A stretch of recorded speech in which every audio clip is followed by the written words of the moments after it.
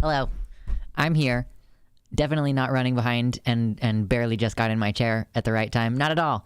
Not at all. Don't even worry about it. Anyway, hi everybody. Hello, my sweet hordes. How are you today? How's the horde doing? What's the general vibes? What are the vibes like today, y'all? For me, generally, currently, the vibes, they're pretty good. I mean, today is like better than average, I would say, which is always good. It's a great way to start, for sure. So hello. Hi. In the YouTube chat, I want to say hello. Evie the Purple, hello. You're a famous lurker. I don't see you typing in chat very often. Good to see you, though. Absolutely love it when conservatives leak. Gross. What's up, Morgan? There's Closeted Skeleton. Hello. Spacer's Choice. Aaron. We got James. Hey. Yeah, I am doing pretty well today. And there's Curse. Hello. Zesty Voyage. Hi. And then, of course, we got people over on the YouTube... Or, no, sorry, not on the YouTube chat. On the website chat. If I could speak, that would be great. So, yeah, hi, Morningstar System. Hello, Mama Mephistopheles. Solander says, hey. There's a Dank Cat Lord. We got Winter Nightmare here. Junebug Aligned Spud. That's a good name. I haven't seen you in a while. Raymond Bell. Hello, hello. And Beth. Yeah. I'm a lurker for sure. Just busy, but I can like the stream. True. It's appreciated, y'all. We always do our chill hangout for the first hour, right? And then today I'm actually planning to end right about like 7:30 perhaps. So it'll be a little bit of a shorter one today. We've basically got like our one main story and like a couple other things that we'll probably end up talking about. What's up, Icarus? I should be sleeping. Yeah, so it's y'all in the European time zone. Come back on Sundays, y'all. Come back on Sundays. Don't torture yourselves. We have the Sunday show for a reason.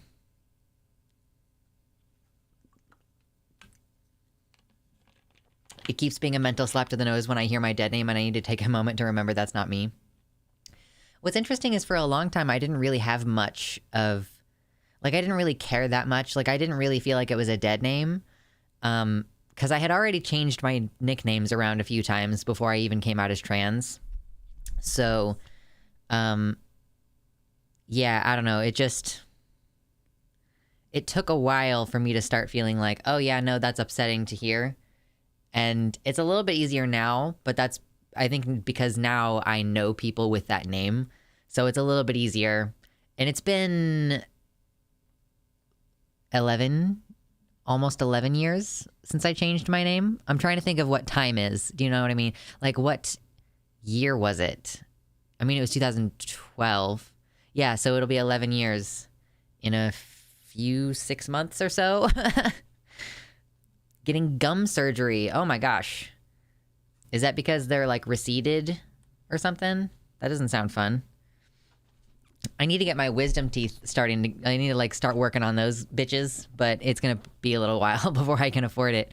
Because it's like $800 or $900 per tooth when you have impacted wisdom teeth. So like my wisdom teeth are growing in the wrong direction. Like one of them is growing forward and another one is growing like sideways. It's super weird. So I need to get that. But yeah, it's like fucking $900 per tooth on my canines from grinding at night. Ooh, that's a bummer for sure. What's up, Quarbarian? Oh, ooh, you got meetings as an elected official. That's always fun. Committee meeting. All right. We love people taking power in the local government for sure. Moved to Maryland today and a new trans group on Sunday. Ooh, hold on a second. I have gotta fix my sock really quick. It's acting all funky right now. Yeah. I'm wearing long socks, and they're just like, they fit weird a little bit. I love being a mutant with no wisdom teeth. Listen, it makes your life so much easier. I mean, it's not like horrible to have impacted wisdom teeth, but bleh. I had the wisdom teeth growing forward, had them removed in 2019. It was unpleasant, but no pain. Still have all my wisdom teeth. I think that they're fine on... I think that they're basically fine on this side. Like, maybe I could get away with just having these two removed. Because like on this side at least, they're not disruptive, it seems, to the rest of everything else going on. Or I don't even know if my wisdom teeth have crowned on this side. Anyway, it's fucking annoying.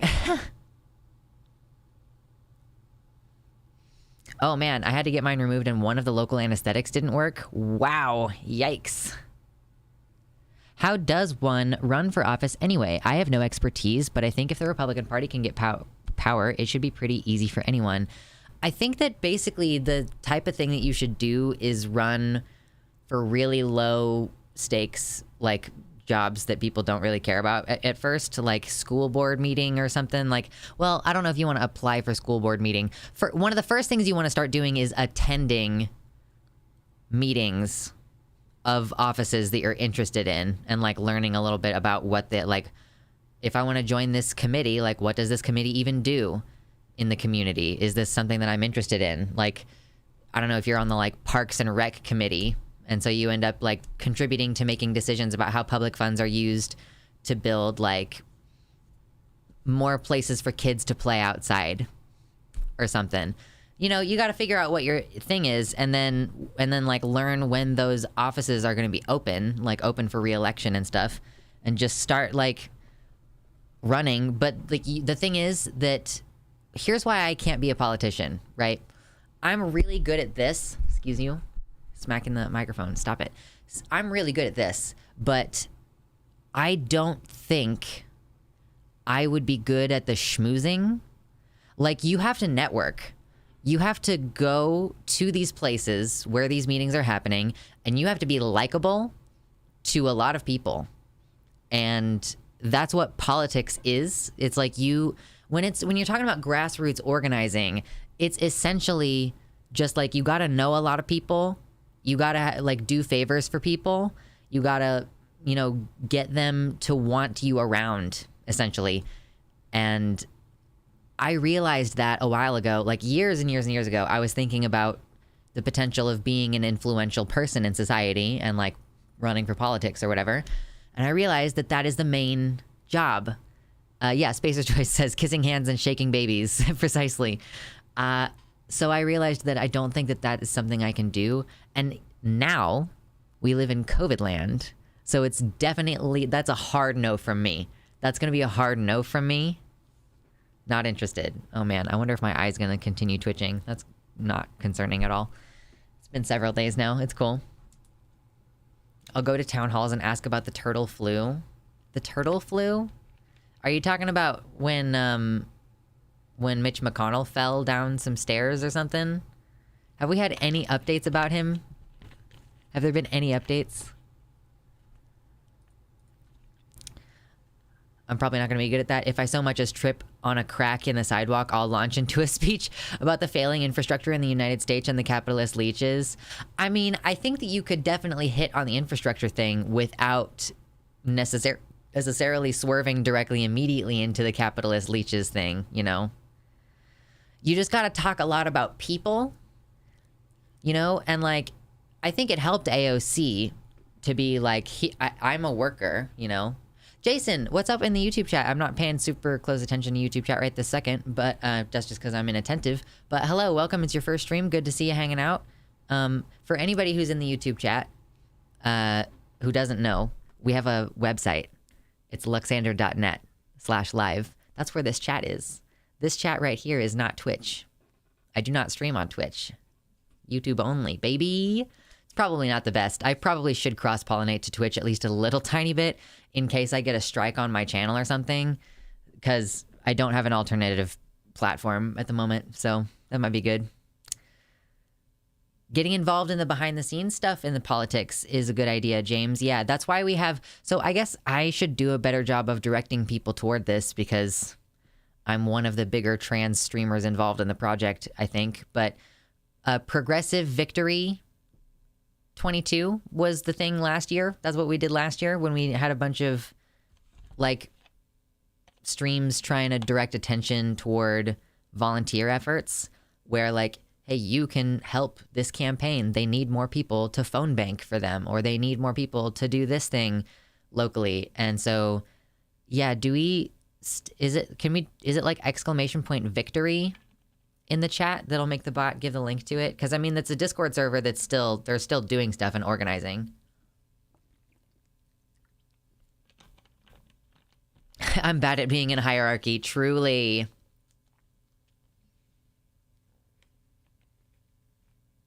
You got to get more buff before you count as a big trans...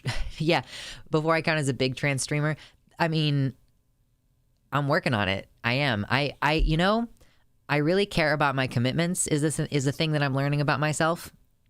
Because I planned to start working out and I designed my routine. And like a week before I started working out, I started building up my daily like food intake because you have to eat a lot of food in order to get strong. And then this week started going to the gym, and then I did like a more like a hiking thing on yesterday for cardio purposes and not going to the gym. But then I went into the gym again today, and I'm gonna go again tomorrow, and then I have like cardio again on Saturday, and I'm psyched. I just like decided that I was gonna bust ass and start a whole new fucking like diet and workout routine, and it's pretty cool. Like, I gotta say, it's a lot of fun and it feels great, and I think that it's gonna be pretty easy for me to get to my goals, you know? I care about my commitments a lot, but it just makes me more depressed when I inevitably fail at them. That's the tough thing. So, I mean, it's Ritalin for me. I've talked about it a little bit on stream. I'm not pushing it on anybody because like everybody has like different responses to different drugs, but I am on Ritalin, and I think that's the main thing that's making a difference because it actually enables my brain to like get habits to form. So anyway, that's a lot of fun. Hello, Jimmy Nails, welcome. And Hataya, hello. I've got some hypermobile issues, so I need to find safe exercise, and instead I just keep forgetting. Yay, executive function. Right, yeah, that's something that I am trying to stay on the lookout for as well, Taya, is like I am pretty sure that I have some kind of mild connective tissue disorder. I don't know if I have full, like, HEDS. I would need to get formally diagnosed with that, like, but I think that I do have some kind of mixed connective tissue problem, and it is hypothetically dangerous for me to be lifting weights. So that's part of why I decided not to lift for strength. I've decided to switch to lifting for hypertrophy specifically, which is like a little bit less weight, but more repetitions. Not like low weight, high repetitions, but it's kind of in the middle. So that's cool too. It's my first week doing it, so I'm tweaking I'm like trying to figure out where my benchmarks are. And like earlier in the week so hypertrophy is the process of your muscles tearing and then rebuilding and being bigger. So like that is still what is happening when you're building strength. However, the more hypertrophy you have, like having a lot of hypertrophy does not necessarily correlate with you building a lot of strength. So actually, when you are building for strength, it does not necessarily result in as big of a physical, visible change as like if you specifically have a goal of having bigger muscles, then you do like, instead of doing your close to your maximum weight very few times on a given exercise, you want to bring it down to like 60 to 80% and do more like, I mean, between like 6 and 15 repetitions. I'm doing 12 is what I've decided to do. So yeah, like 3 sets of 12 and then moving on to the next thing. And I also do like a warm-up rep with, oh my God, I do like a warm-up set with very low weight on every single exercise that I do to make sure that everything's warmed up, you know? Kahoot, welcome to the website. We appreciate you over here. I hope that you appreciate all of the custom emojis. There are some that are subscriber only, but we have plenty that are just custom to me, custom to the website. The little dragons. Oh my God, they're so cute. Shout out to EB the Purple for all of her work putting those emojis together. Like she designed them, she drew them. Concerto works much better for me than Ritalin. Okay. Yeah, Ritalin is I can't remember. It operates on 2 chemicals, and I cannot remember what the other one is, but I think it's the dopamine that's really doing it for me. My doctor won't prescribe me ADHD meds because I smoke weed. Wow. Okay. I had not heard of that. I have been drug tested before while I have been like trying to get an ADHD prescription, but I didn't know that they would like actually disqualify people for smoking or whatever. Interesting. Dopamine and norepinephrine. Yes. So I think that it's the dopamine really that makes things easier for me. Oh, we got celebrity guest. We got Paul Hack. There's Raven and Zirzix. Ambi, hello. Ooh, we just got a huge like group of people coming in. Thank you. If you all who just came in haven't yet hit the like button over there on the YouTube page, consider doing that. And if you're over on the YouTube page and also on a desktop computer or something like that, please come over to the website. I have a problem with aerobic exercise. I can do long walks and hikes and even climbing okay with a high heartbeat, but running is really hard. My lungs feel like they are constricting in my chest and I'm going to die. I didn't even make it a half-mile jog today. So, hold on real quick. I think I'm on the website on mobile because I'm a rebel. I've heard that it doesn't work too well. So, I mean, if you can tolerate it, that's works for me. So when I started doing calisthenics a couple months ago, so before I started weightlifting, I decided I was doing like body weight exercises, so I'm not going into weightlifting like from being totally inactive. I was doing exercises for like 2 months beforehand, more than 2 months. So I,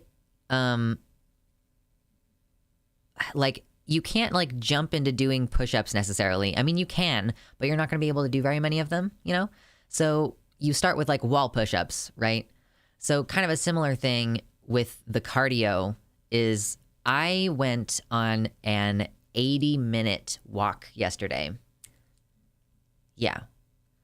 It was an hour and 20 minutes. Yep. So I went on an 80-minute walk yesterday, and by about the hour mark, I was like, ow, like oof. But I was not walking casually. This was not a stroll. I was treating this like, this is cardio, it's exercise. And I'm walking, but I'm like moving, you know, I'm like trying to keep things rolling so that it is cardio, so that it is engaging me in that way. And by the end of the hour, I was like, oh, I really like need to deliberately walk slow so that it does not be cardio for a few minutes, but I still want to keep walking and not like sit down. Or there were, I guess, a couple of places I could have sat down, but I mean, I was like walking out in the woods. So it's like, okay, I'm just like sit down on this tree. But yeah, by the end of that hour, I was like, ow, you know, my heart was not feeling good. So I kind of think if you're going to start doing cardio, it's similarly probably a good idea to do the walks. Weird I can make it 6 miles power walking, but not even half a mile at a jog. I think that's a pretty big leap. Like, I think that what would probably be good to do is try to find some intermediate between, like, the power walking and the jog, or maybe just do the jog in, like, short bursts and, like, build up that stamina in that way. Because, yeah, I mean, yeah, I have always thought, it's one of those funny things, I've always thought, oh, my heart is the last thing to keep up with my exercise routine. It always feels like I struggle a lot with cardio. Like, duh, dipshit, you have a fucking heart condition.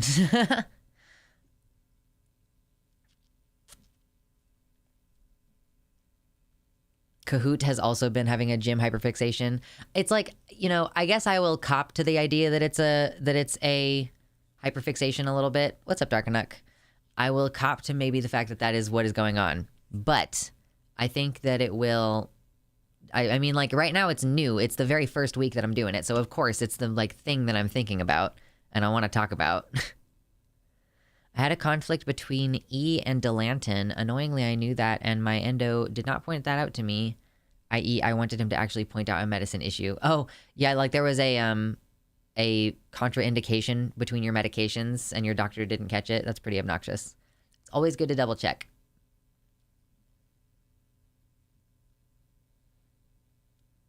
Oh my god, I need to stop chewing on my lip. I don't know where my, I have no idea where the chapstick is right now. That's a bummer. Oh well, bitches.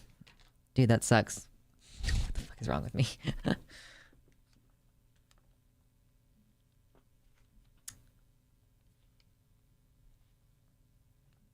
Having a rough time getting access to medication right now, Beth. That sucks. Hello, Athiette. Welcome in. Oh, goodness gracious. So yeah, that's the main thing that's been going on with me for the last few days. Is, just like exercising and trying to eat and trying to get work done. Getting on a new schedule for getting editing done. You know what's really interesting is that I kind of think that the channel does better. Like, it's weird. My streams seem to do pretty well when there is a trans-related political title on the stream. Like this one, Massive Leak of Conservative Emails, will probably not get much. So actually, let me change it. Like, this is a little bit of an experiment. We're about 30 minutes in. Sometimes we have like 60 or 70 people in here right now, depending on what the title is. If we have a nice, spicy, trans-related political title, but that kind of content does not necessarily do as well actually on the channel when it is uploaded, which is super weird. It's really interesting. Like, my streams that have these provocative political titles get plenty of people in here. And then I, like, when I posted last week, like, we had our stream about Michael Knowles, which I think was, like, Sunday. And we talked about, you know, his eradicate transgenderism thing. But then I posted the video to the channel today, and it did not get very many views. I'm like, why? It's a Thursday. Like, it should be, it should be the perfect day of the week for that kind of thing. Nope. Personally, I don't have the spoons to deal with hearing the stressful stuff twice. I mean, fair enough, but there's only ever like a couple hundred people over the course of the few hour stream in here. I don't actually know what the total numbers are. Generally, we'll have like a concurrent viewers of like 50. And I feel like that shouldn't be... There are not enough of you here in the live stream to account for how few views this stuff gets on the channel, you know? For what it's worth, I did not get a notification that you posted today. So here's the thing about notifications, y'all. You have to make sure that you did not turn off YouTube notifications in general. Like, if you click the bell on my channel, but at some point in the past, you said to YouTube, stop sending me notifications from this app, you will not get the pings. And similar thing, like if you have Google, you have to like the thing set up through Google Chrome. If you told it not to give you the messages, then it won't. You know what I mean? So hold on, let's change the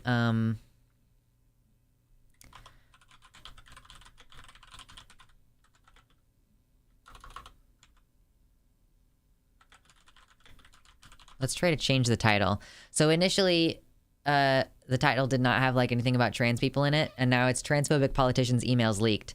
I think that that's probably going to get more hits.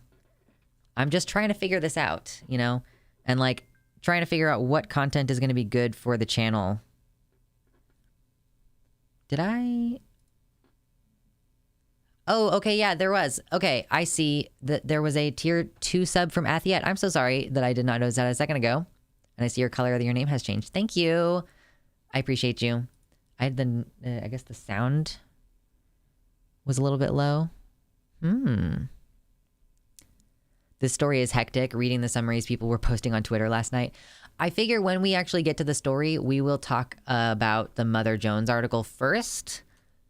And then we might look at further commentary about it, potentially. But I don't want the segment to get too far away from me and end up being like too long for me to post reasonably on the channel. Because I think that might be the other thing about the Michael Knowles video from today is that it was 40 minutes long.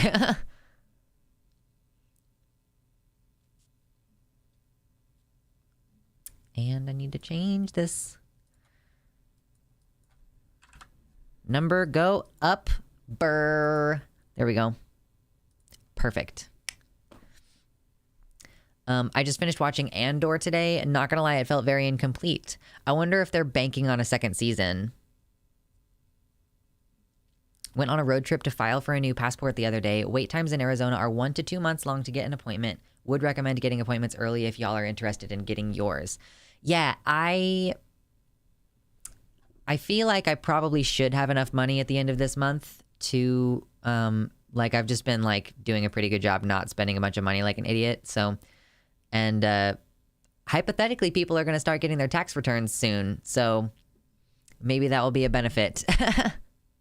I love me a 40-minute video about politics, but I'm weird. I mean, truly. 20 minutes long because my brain can't handle it on one times. I'll do 1.5. I don't usually go much faster than that, though.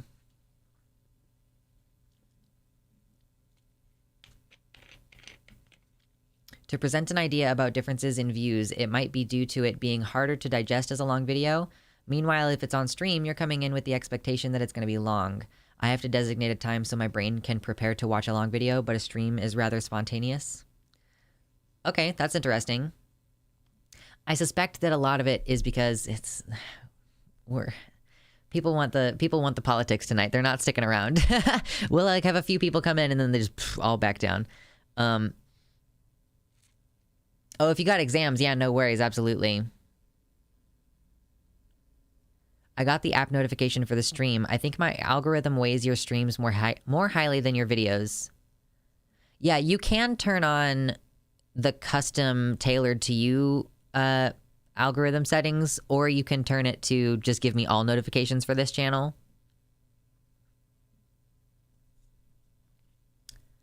But I also suspect that a lot of my subscribers are people who subscribed to me back when I was an SJW and like don't necessarily watch my content anymore because I'm not making, like, maybe they don't know that I had like my little, like now that I'm being all like I'm not an SJW anymore bullshit, basically. Like, I denounce SJW woke scold bullshit now. So there's probably folks who don't know that and also are not that interested in the political content that I'm doing right now. So, like, I probably have inactive subs. That's what I'm trying to say.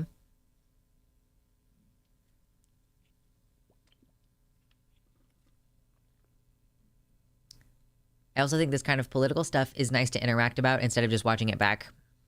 Okay, that's fair too. Yeah, YouTube loves notifying me anytime someone I'm subscribed to is going live, but it's way less frequent with the new video drops. Yeah, you can't trust the bell to make good choices for you. Bugga, what's up? Wants to know, I'm curious where you get queer news. Is there a subscription you may use, or do you use specific search words? So a lot of where I get my political news is on Twitter, which is probably not going to continue to be viable for very long. Sometimes I get news off of Reddit. I have a Discord server where people post links for me sometimes, and like y'all post links to discuss them, and so I'll talk about things that you all post in the Discord server. Yeah, being on the Discord is great because there's more consistent pings. I never ping you guys when I upload a video though, except I did today, and I'm thinking about like maybe I should, because it does affect the channel to not have as many views on the regular content. And like the way that YouTube works right now is that it doesn't really send my videos out to a general audience at first. When I first upload something, it goes out to like my subscribers, and if there aren't very many people watching it in my subscriber base, then it does not push it to a more general audience, which is kind of annoying. Because that like change to the algorithm happened right as I pivoted my content. So now I'm talking about politics more, and I'm talking about like high level gender philosophy bullshit that I didn't used to delve into. I've stopped doing that like cutesy little like early 20s flavor like trans content, you know, where you're like talking about your transition a bunch and you're learning about like presenting yourself this way and that way, you know. You need to make the streams more boring so people will wait for the curated video segments. I guess that's true. Honestly, I don't like the term woke scold. Some people get too nitpicky and overzealous, but that's how the right feels about all of us, like how Hunter Avalone was with xenogenders. Yeah, I mean, I guess I can say, like, yeah, I can see how the term woke scold is not the best because I think Ben Shapiro like came up with it.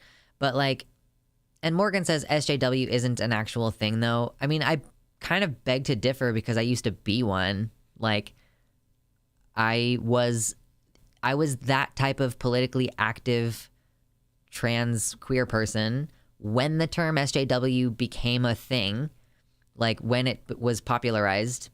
And I was like, I'm a social justice rogue. I think that's what I landed on.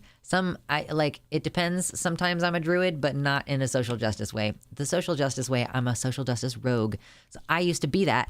And I used to be like super preachy and pretty fucking annoying. And the entire community was pretty fucking annoying. And it was also super cutthroat.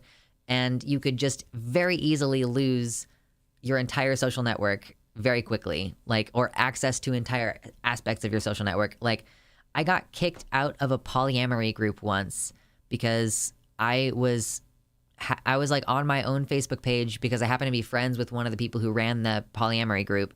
I was talking about like, why wouldn't you want to, I was like asking the question of why wouldn't you want to like edit someone's genes before they're born, basically. Like, my perspective, I was like, I have serious depression or something like that. And so if we could identify whatever it was in my brain that made that happen, if we could have changed it, I would have wanted that to be the case. So like, why, I was like trying to understand why people had an issue with that conceptually. Like, I know more about eugenics now. I understand now.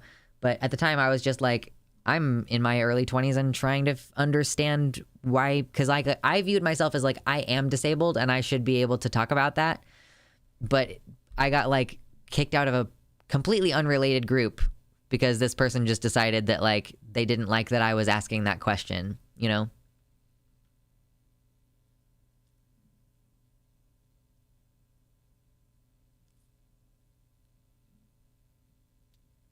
Yeah, I guess maybe I shouldn't conflate woke scold and SJW for sure. I could see that being the case.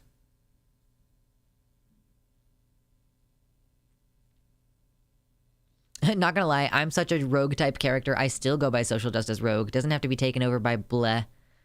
Yeah, I mean, yeah. I guess that's fair. I just personally was not a fan of the behavior. I stopped being part of the SJW type communities years and years and years ago. And it was only fairly recently that I was like, okay, I actively hate these people. So that's just a more recent development. Boy, howdy. My throat is just like drying up so fast right now.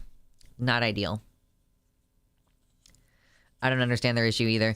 I mean, yeah, I think that the thing was that she had a kid with Down syndrome. And so she took issue with me, I guess, like by proxy, suggesting that her kid should not exist the way that her kid exists. I don't know.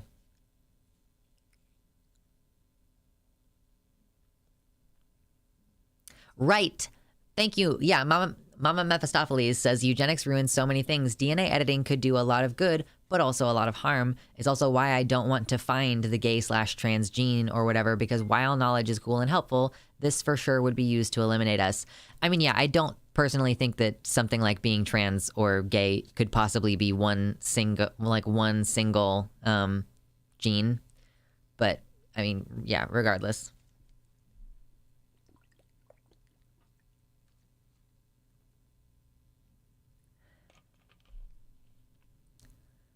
One of my closest friends was recently enough of a Blue Lives Matter person that he still has that sticker on his car, but he hates cops now. If someone is asking why something is bad, give them the chance to fucking listen to you. Yeah, like, I'm sorry for trying to understand the moral position that I don't currently agree with. Like, sorry for giving you an opportunity to tell me how you feel about it. Not gonna lie, eugenics has been scarier than ever when I learned that it literally is the basis for so much of the ableist and transphobic rhetoric in politics. Yeah, it's been a rough week for sure.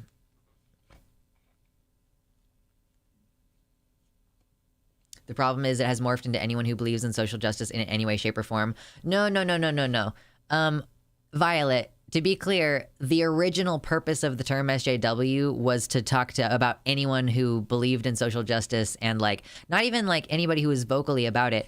I know some non-binary, like a non-binary person who was just like, I'm like a student of this science major in school, and like a guest on a public platform, and just the fact that they were non-binary became like the thing that people kept like contacting the show to talk to them about, and calling them an SJW just for like engaging with the questions that people were asking about their like their non-binary gender. And yeah, they ended up becoming more involved in politics because people kept accusing them of being an SJW. So they were like, well, I guess I am now. Hello, Gayfesh. How are you today? How are things going over there on the West Coast? I hope that they're good. If someone were like actively dismissing disagreement and arguing for the eugenics stuff, yeah, I wouldn't even bother. But I'd give someone the chance to be learning something for the first time if they were willing to ask instead of state. I mean, yeah, I'm sure that it was something about the conversation that we had in the comments there. But like, I also don't think it's reasonable to expect someone to like, because like for me, I guess it was a little bit of like, I need to change my mind about this, perhaps. Like, I was open to the possibility of changing my mind, but at the time, my opinion firmly was like maybe not firmly, but I was like, my emergent opinion about it was like, as a depressed person or whatever the fuck is wrong with me, if they could have changed that about me before I was born, that would have reduced the net suffering on the planet, and it would have made my life better. And so I would have wanted that change. So why wouldn't we want to make those kind of changes? Because like, it will reduce suffering. That was kind of like my opinion at the time. Was my focus was like, you know, if someone not to euthanize anyone, like that was not what my thinking was at the time. Like, I was like, okay, if you find out that there is some kind of like problem that is fixable genetically, why would you not want to fix that? I was not, of course there is an implied, and then you kill the ones that aren't perfect. Like, necessarily there is that, but I didn't recognize that at the time. Yes, our mere existence ends up being made political, so then we inevitably become more politically active, whether we really want to or not. I don't actually know if I existed in a world where I wasn't trans, and being trans wasn't stigmatized. I don't know how politically interested I would even be. I'm a lot of things that are politically scrutinized, so maybe it would have happened regardless, because like, I mean, even being born female is like a big fucking deal, and that would have had a big influence on me and everything. I'm just going through Twitter right now and finding all the liberals who are like, we may disagree, but I hope Mitch McConnell makes a full recovery so we can continue, so that he can continue doing fascism, because this is a democracy and we respect each other. No, I really, I hope that Mitch McConnell has whatever outcome that he would wish upon one of his Democratic colleagues in this situation. That's what I hope happens to Mitch McConnell. Having come out later in life, I know I pay vastly more attention to politics since coming out. I was progressive before, but not like this. Yeah, I mean, but also like the world has gotten worse. Like, so I don't know if it's fair to compare like how we developed politically for a 5-year chunk of time 10 years ago versus a 5-year chunk of time more recently. You know what I mean? Like, it's just, it's accelerated. I mean, I guess, yeah, being more closely related to the issues helps. Mitch McConnell claims to be pro-life. True.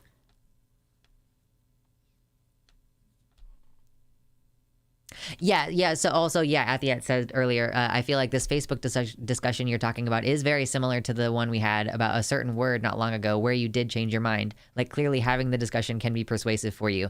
Yeah, like, I know that this is a fucking wild concept to people. I guess that I am just quite irregular in this sense, that like I can I'll be like, I have an opinion that is against what other people are thinking. And so I want to understand that because I think that I might actually be wrong. And I want to understand what is going on. Oh, are we buffering? And then lo and behold, I fucking changed my mind. And like, I don't know. I realized recently that being a skeptic first and foremost is like the thing that has like fundamentally, it makes me just fundamentally different from other people. Like the curiosity to read into things and to like double check and to like actually be open to the possibility that I am wrong. It just really sets you apart. It's like, that's the reason why I am still so careful about COVID, because I care about the evidence. And there is more than enough evidence, in my opinion, that if you go out and you're not wearing a mask, then you are like basically stepping out into traffic, and good luck to you. You know what I mean? Like, because that's what the data says. Off and on buffering for Anthony. Give it a reset. Give it a refresh, Anthony. God damn it. Oh no, my bottle cap is so far away.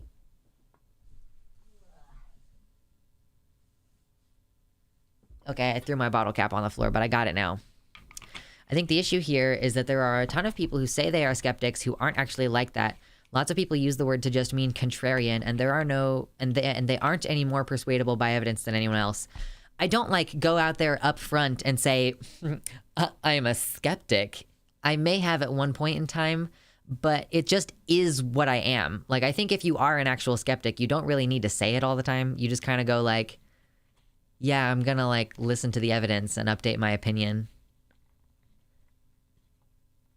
I got corrected on the legal status of PrEP yesterday. I wish people were more okay learning in public. What was your incorrect assumption about PrEP? Spurious Broccoli, I'm curious.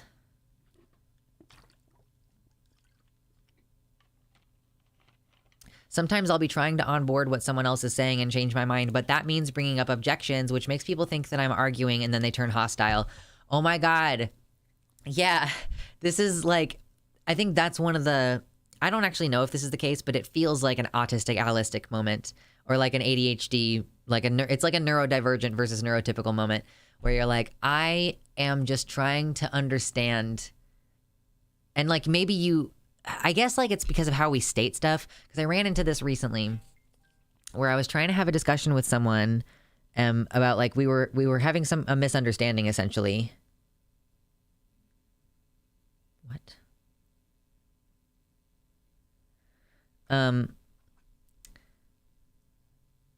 I was having a disagreement with someone, or like not understanding what they were trying to say. And like like what ended up happening is that I had just used a word incorrectly because I misunderstood how like something works. I like used the incorrect term to describe what was happening because I didn't understand actually what was happening. But like when I had my my disagreement or my misunderstanding, I kept like, I just was stating my view because I didn't understand how what I was saying was different to what the other person was saying. Like they were trying to correct me, but I was like, I was like, yeah. And then I restated the thing that I had already said because I was like, yeah, I like, that is what I said. Like I didn't understand how what they were saying was different from what I was saying, but they took that as me being like, saying that I was actually correct instead of them. Like, because they were correcting me, and so they took me arguing against that. Like they perceived me as arguing against that, even though I was just like, I just don't understand why you're trying to correct me. Like, I don't get how what you're saying is like more correct than what I said. Like, why are you correcting me, basically? So just people tend to assume a little bit that you're arguing, and then it's escalating, and I'm like, why? Like, I don't understand why we're suddenly like having an annoyed tone conversation with each other, because I wasn't annoyed. Like, I was just like, yeah, that's what I said. The internet's rough. It's so hard to have a normal conversation. I mean, I'm talking about a conversation that I had with a human person recently. I've been trying to do a little bit better about getting out of my house. Like, trying to keep myself safe from COVID, but also not wanting to like completely cut myself off from human beings, right?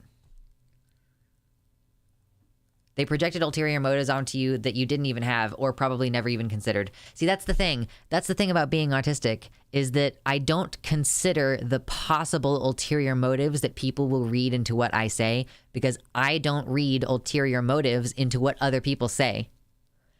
Like, I can... There are some times when I will take the literal words that someone says and I'll be like, the thing that you said, because of what you excluded, does imply the thing that you excluded, or whatever. Like, or because of what you included, it implies something that you excluded. And like that, I might be able to like, that's the most to which I extrapolate beyond what someone has explicitly said. I don't even understand having ulterior motives personally. I don't get it. I'm like, why would you bother? Why would you say, like, this is like the classic example where you're like, wait, what is it? You say things like, oh, the trash is full. Oh, it looks like the trash is full. And you expect your partner to understand that as you saying that you want them to take out the trash. And so when they don't take out the trash, you get mad, when you could have just been like, hey, can you please take out the trash? Like, literally, just say the thing that you mean exactly. A celebrity guest.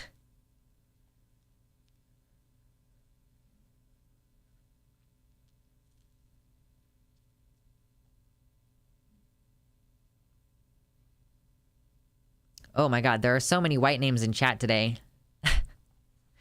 I'm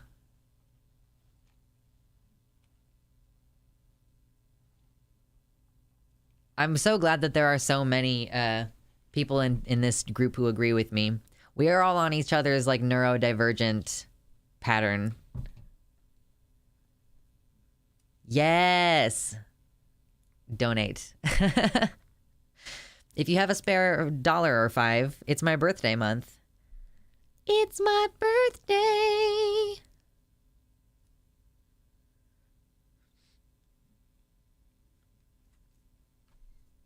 Not yet. In about like 2 or 3 weeks, it will be my birthday. But not yet. Well, so this stream today is only going to go until like maybe 7:30, so we only have like a little bit more than an hour and a half left. I have some stuff that I need to do before I go to bed tonight, and I'm trying to like go to bed a little bit earlier. I have a tendency to like go to bed at midnight and then I'm still awake for a little while, and then I still wake up at 7:30, so I'm like, god damn it. Like, there's nothing I can do about the waking up at 7:30. That's just normal now. I run into this kind of problem with ultra cis women who think that they understand people extremely well socially, but they completely misread me and attribute motives that I don't have. Yeah, I do better with other non-binary trans and cis men socially. I don't actually know if I have a gendered correlation with this. I've recently started asking for specifics in convos, but I have a resting mean face and resting mean voice. So I feel like people are angry with me. Aw. That is an autistic thing, too, that I've heard about. Or a neurodivergent thing, where we just, like... We kind of have just a mean resting bitch face. I don't know, like... I just feel like my face is... It's just I'm not always doing something. Or maybe, like, there's a slight furrowing in the brow. Because... Oh, there's the noise. There's the noise. Thank you, Taya Walker, for the tier 1 sub. That's super cool. I appreciate you. And I hope that you enjoy your dicks. Boink. Break up the monotony of the white names in the chat. What was I in the middle of saying? I don't know. Oh yeah, resting bitch face. Sometimes I guess I do kind of perform facial expressions. I mean, so because of I wear a mask all the time, every time I'm outside, and didn't realize it didn't resub. Yeah, it does not resubscribe. You can start a payment profile on PayPal when you check out and have it automatically charge you every month or whatever. That's an option, but yeah, it's up to you.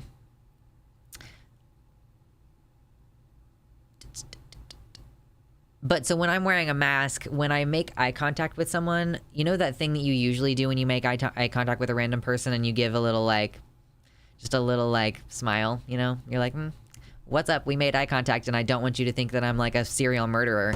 Because I don't have access to that, I do like a little Tom Nook, like close your eyes in a smile gesture. And usually I do smile with my face at least somewhat when I'm doing this, but it's primarily like, it's like a smile thing. I can't do it for real because I'm not, can I? Like, what even is that facial expression if I'm not like in the actual moment of having the mask? I mean, it's basically just like, yeah, I mean, it's functionally in the same way that Tom Nook has like his little eyes that go like this shape, like, but he doesn't have a face. I do a nod, yeah. I've done a nod sometimes. Like if I'm wearing sunglasses as well, I'll do the nod. Basically, yeah, I indicate a smile with my eyes. Nodding discourse, true.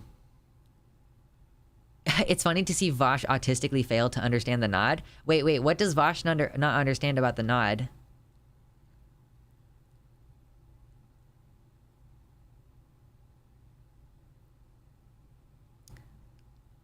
Normal people are running around actively smiling a bit to take away that resting bitch face look, I guess. Yeah.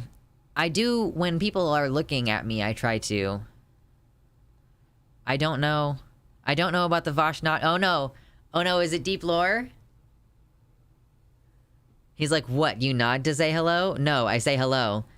I just don't really love using my voice around people very much. But I have, like, transgender reasons for that, I guess. I mean, I think it's more of, like, an autistic want to be quiet. Like, I don't like making noise, which, fucking shocker, given my job, you know. I forgot to nod at him last time I saw him, but I will next time. Is actively remembering to smile not normal? Yeah, I don't know. I guess it sort of depends on what I'm thinking about. I prefer to nod so I don't have to start a conversation. That's the risk. That's the thing. There's a risk. If you say hello, there is a risk that you're going to get stuck there for a few. And I just don't want to run that risk. In fact, like, listen, I am not a neighborly person. And I wish that I was. Like, this is one of those things. I'm going to be bad at being in a commune. I'm going to be really bad at it. But, like, I don't want to fucking talk to you. I'm busy. I got so much shit going on. I don't have time. Especially in COVID times, and y'all are not wearing masks. Like, maybe if it was a person I know in the... I've done this before where I see someone in the store that I know. Like, I recognize them even though they're wearing a mask. And we, like, stop in the middle of the aisle like annoying people and, like, talk for 5 minutes. I've done that a couple times. It's kind of neat, actually, to do that. But if it's somebody I don't know, like, I am not trying to talk to you for a minute. What's up, Quantum Cactus? But is that a controversy? The Vosh nod? Are people, like, really upset with him about that?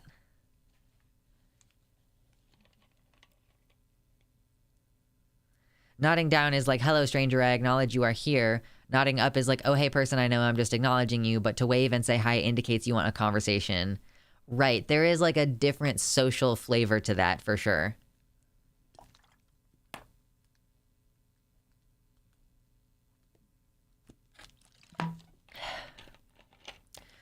Good grief. I'm gonna have to get more water soon. Even though I was like, I need, like, a bigger... I need more. Skip around. Oh no. I don't want to, I do want to have fun with this. I do want to dick around and have fun with this. This is at 20. You don't! Oh my god, oh no. It just starts off with him yelling at chat. Vosh gaslights chat about nodding for 30 minutes. Oh no. Oh my god. Okay, you know, I do want to talk about this actual serious thing, but I doubt that it's going to take the entire rest of the hour and a half, so maybe we'll... Oh god. He's so mad already. Yeah, this isn't on the regular channel, so he probably, it might not have that little thing that we do at the beginning of our videos where it's like, Here's what's coming up later in the video. Okay, here we go. Do this when you're on a hiking trail. What is wrong with just waving and saying hi? Why are you so upset? Oh my god, dude. Okay, let's skip around a little bit. Do that for everyone. I do that for people when I walk through a restaurant when they're sitting in the tables too. So if I walk by like a party of 6 or whatever, I'll like do the deep bow to all of them before I can walk forward. All right. It's yet to use the urinal right next to the only other guy, huh? What the fuck are you talking about? I mean, that's pretty good. That's pretty solid. I'm pretty sure that was a preview. Okay, yeah, fair enough. Fair enough. Okay, let's skip forward a little bit. What else is in here? If you're like walking on a trail or something and there's another person who walks by, you should be friendly and say hello. And like, yeah. Like, yeah. But oh, okay. So, I mean, like, here's the thing. I just went on a nice, like, 80-minute walk yesterday on a trail, and I passed by someone, and they said hi to me, and I was sitting there like, please don't say hi to me. Like, as we were approaching each other, I was like, please don't say hi to me. Like, I'll like nod at you if you wave at me or something, but please don't speak words to me. And then they did, and I was like, so they said like good afternoon or something like that, and I was like, how we doing? And then we moved past each other. It's like, they were like old, so I was like, how we doing? That is just like how I interact with old people now. Yeah, don't say hi to strangers. What the fuck is wrong with you? The real question is why urinals don't have walls between them. Urinals are pretty stupid. I'm pretty sure this whole exchange is the single most autistic thing Vosh has ever done on stream. Does he not understand the social difference between just waving versus, like, opening your mouth to say hello? Vitamin D individuals who have fused to their computer chairs, and I'm listening to you guys talk about how you're supposed to jut your chin out towards the hiker as you say hi. What the fuck are you guys talking about?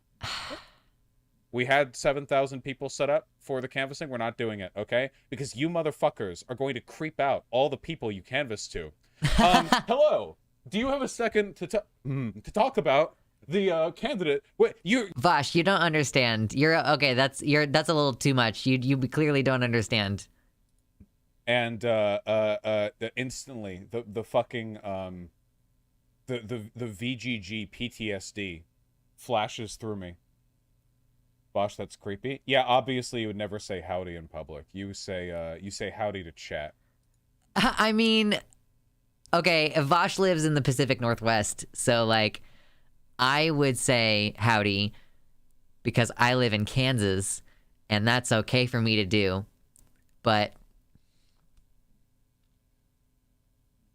I do sometimes say hi to strangers, but I won't ever get mad at them for not saying hi back. That's their choice. Sometimes I just wave too. Yeah, I don't mind, like, I mean, the nod. That's what the nod is, the correct way to acknowledge a person that you're passing by. Like a smile, a nod, a blink, like something like non-verbal. This is what Kevels was talking about when she said turbo autism. This is one of the very few times. So I guess I'm jumping on the Vosh hate train this time. Because, like, usually Vosh and my autism, like, is like, it's like on the same wavelength, but today it's like just like it's just not there. I don't get neurotypical so obsessed with micro actions and socializing. Oh yeah, there's TV shows and stuff where main characters are freaking out about stupid mistakes and no one just asks for clarification. If you're not sure about something, just ask. Stop staring and guessing in your head the wrong conclusion. Yeah, it would be amazing if we could just communicate. It would be crazy.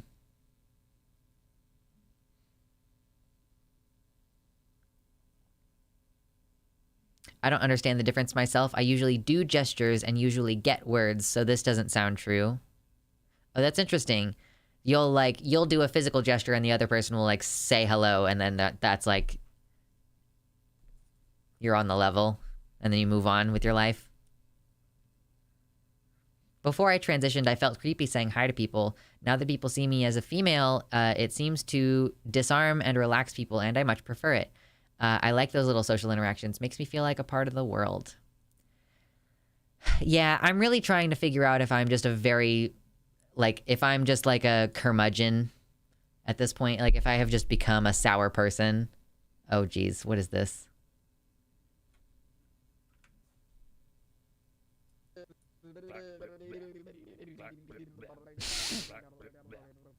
True.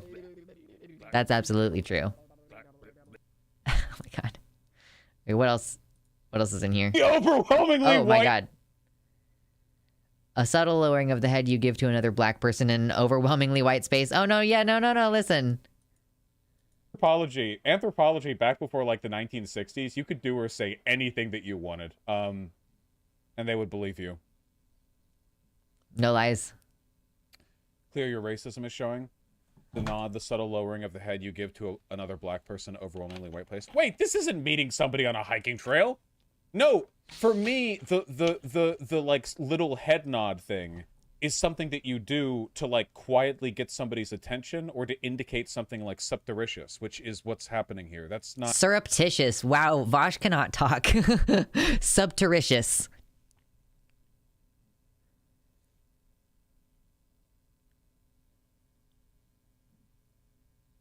It's the same way I don't get people obsessing over micro actions in MMO gameplay. Like, I have enough problems to deal with rather than trying to find reasons to be stressed over whether my nails look long enough to the people I am talking to. Right. Surreptitious. Surreptitious. Vosh is, yeah, he be doing malapropisms for sure. The other day I saw him actually use circumnavigate correctly, and I still wanted to go, no, Vosh, you mean circumvent. Oh, no. No. You gotta give him a break when he actually gets it right. You gotta give him a break. I do Murloc noises whenever I can't pronounce the words. Good grief. Okay, I don't want to watch any more of this. That's fine.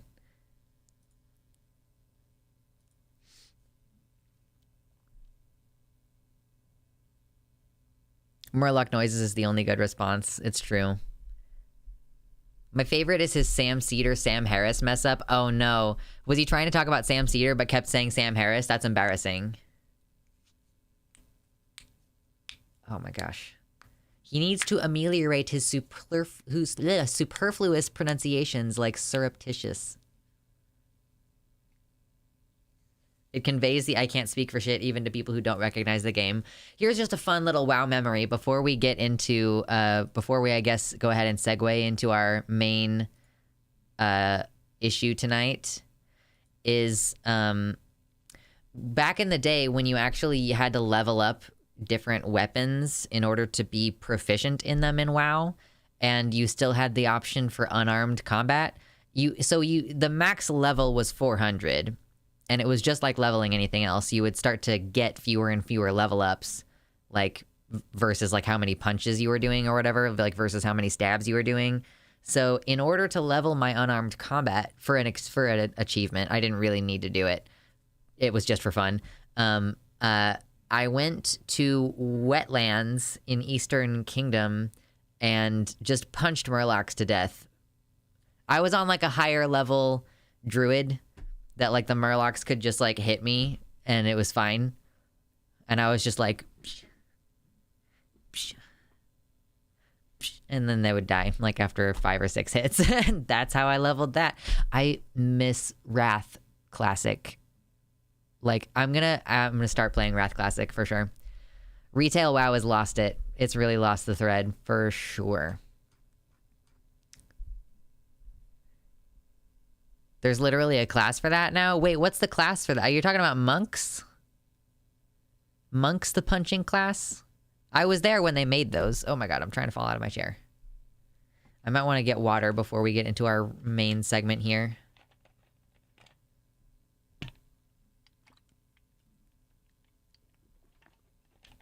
Wrath was when I first got into endgame content, so I have fond memories of it. Yeah, I was actually just talking to my partner about that last night. Because I was saying, like, I think Wrath is the peak of when the game was good. And he was like, yeah, I feel that way too, but I don't even know if it's fair because he was like, he only joined, there was maybe like a week of Burning Crusade left before they rolled out Wrath of the Lich King. So he did not play any endgame content of Burning Crusade when it was most recent.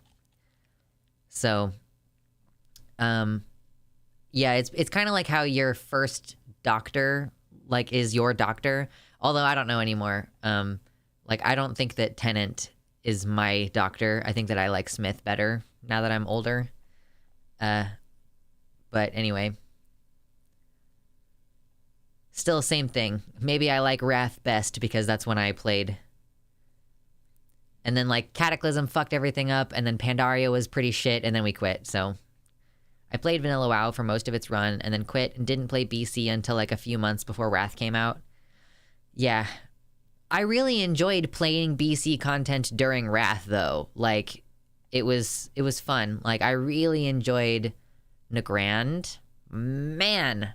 I have screenshots still from, like, more than a decade ago of me just, like, taking screenshots of my druid and my rogue in Nagrand.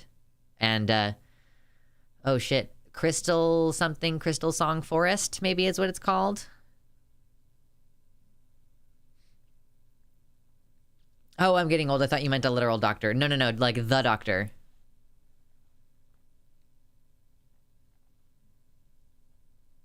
There is 100% a thing about the, quote, best expansion of an MMO being the one where you went deep into a game during it. But, I mean, like, most MMOs don't then later come out with a preserved version of that. So I'm like, man, I want to play Wrath Classic. That might end up being the thing that I spend the most time on in WoW. Although, I mean, I don't know. Like, some of the new content has been enjoyable. Tennant and Smith are both yum-yums. I really like how Matt Smith's doctor is a bad guy. That's, like, my favorite thing about him. It's, like, the same reason why I enjoy, I don't know, like, any villain in anything. Why are we keep bringing up Hagfish? Stop making me think about the fucking goo.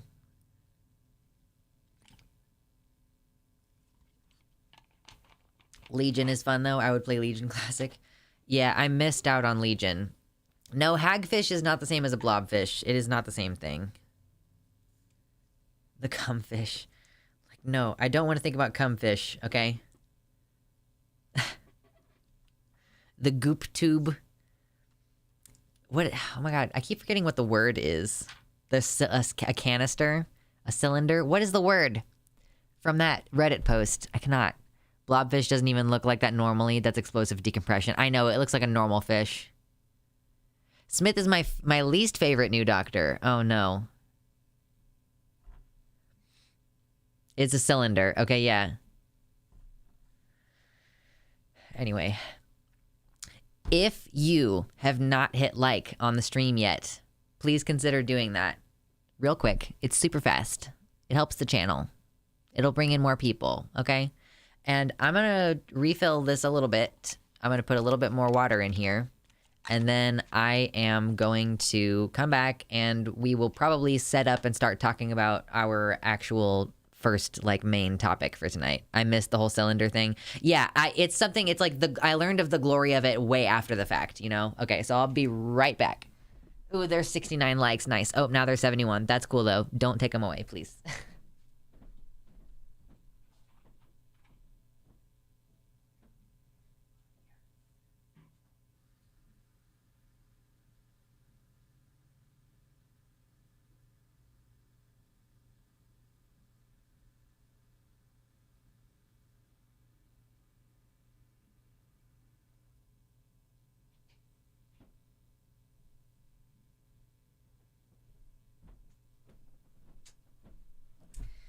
Bro, my body do be hurting though. Oh, fucking God.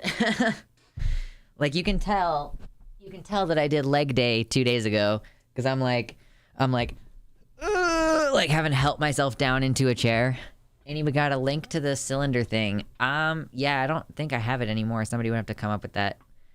Predator fish choke on the slime. Gross. Smith and Capaldi. I only watched one season of Capaldi. I'm gonna have to give him another shot because I hated the writing of the show at that point. It was not Capaldi as an actor's fault. It was just the show was bad.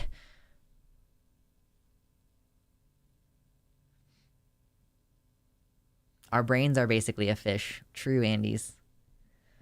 It's just a lump of fat with some electricity in it. Yeah, hacking into the Reddit servers now. Absolutely. Oh man, how do I even set this up? We've been talking for at least a year now about all these different anti-trans laws that have been coming up all over the country, trying to restrict our bathroom access, trying to restrict access to health care, unilaterally declaring that providing this care is child abuse, or unilaterally deciding that providing this care is like it's not been scientifically proven, so Medicaid isn't going to cover it, meaning that if you are an adult on Medicaid, you also just don't have access to hormones anymore. You have to pay out of pocket now.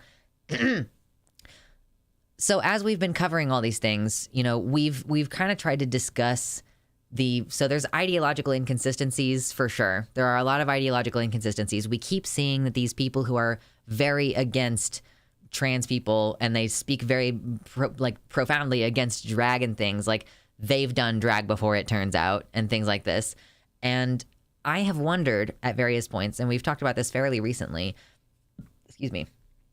I have been wondering, like, do they even really care about trans people, or is this just, oh my God, like a tactic to get more power in the country? Because really it seems like they're using us as their excuse to circumvent the normal democratic legislative process. Like, it really seems like they are using the idea that trans people are harming children as an excuse to work around the law. Like, well, you know, because there was a bunch of stalling in the Senate or whatever, they just decided not to pass this law protecting children.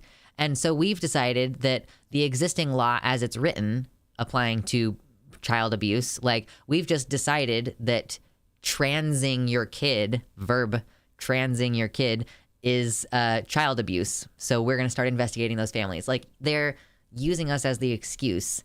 Exactly. Like, the fascism requires a scapegoat and us versus them, right? So there has apparently been a major drop of like leaked emails looking into some of the discussion.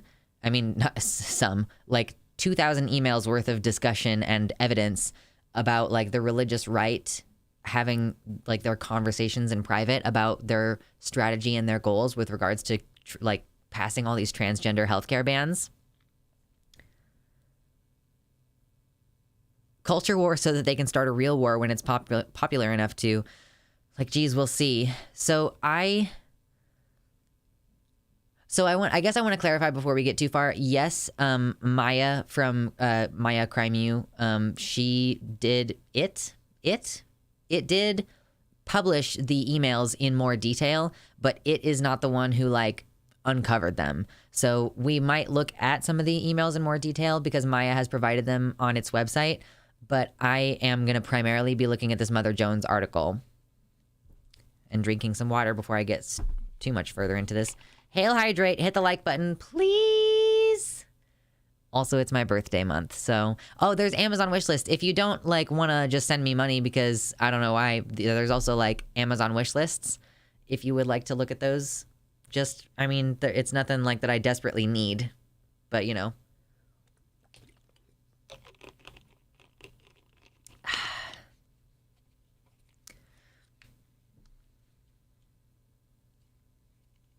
Yeah, the Guantanamo Bay thing. I haven't even like read about the Guantanamo Bay thing.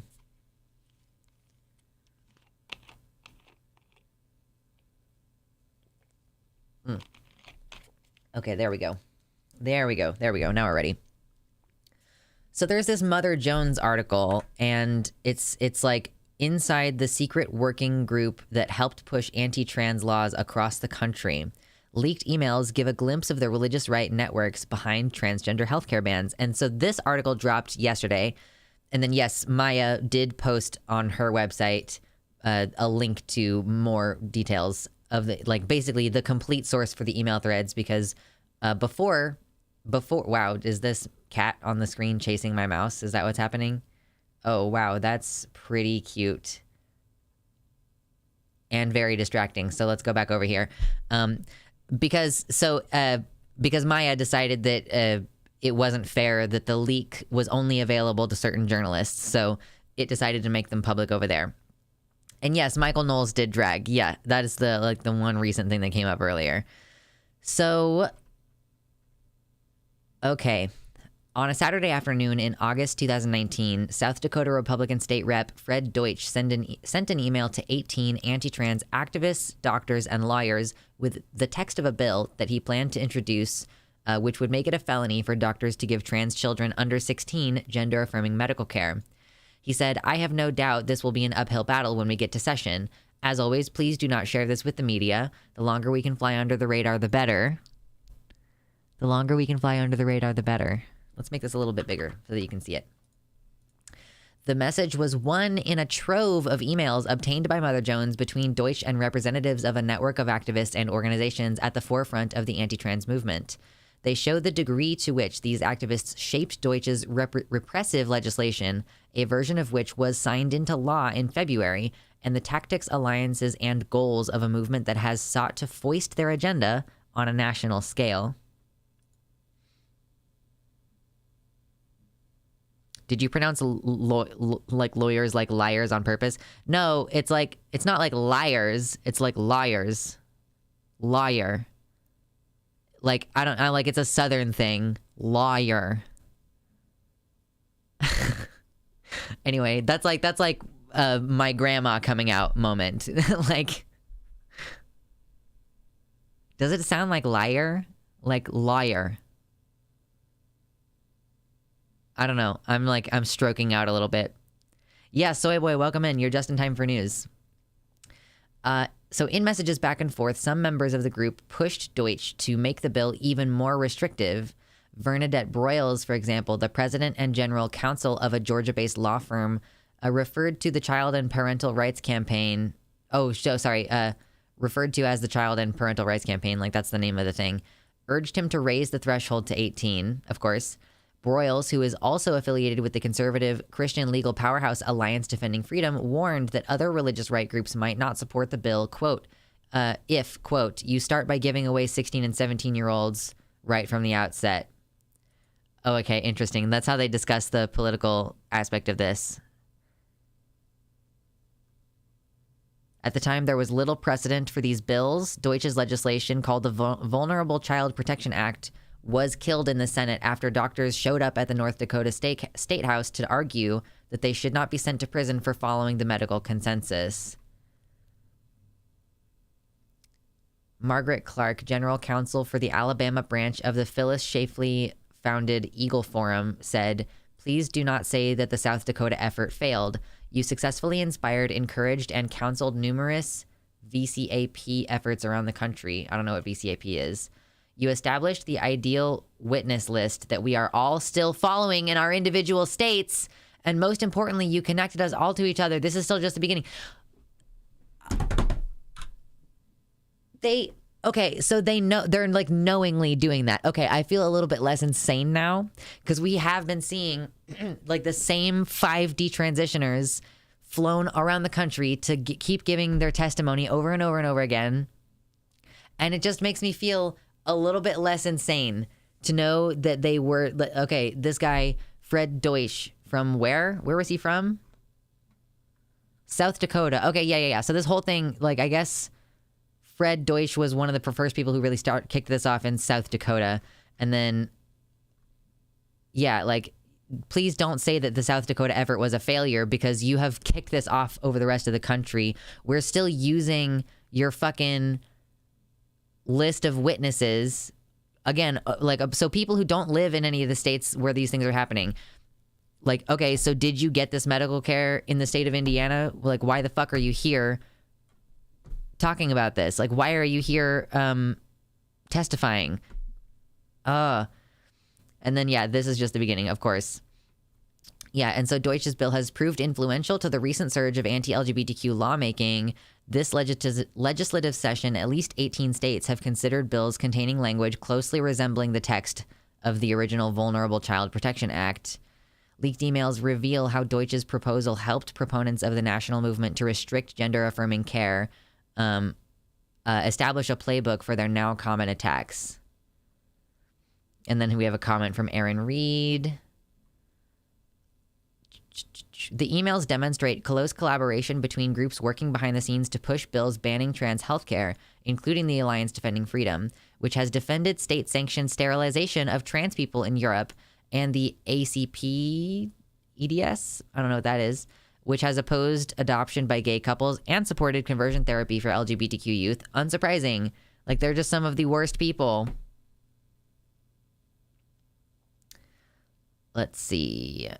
In recent years, ADF has drafted legislation banning trans children from using school restrooms or playing on school sports teams, aligning their gender identity.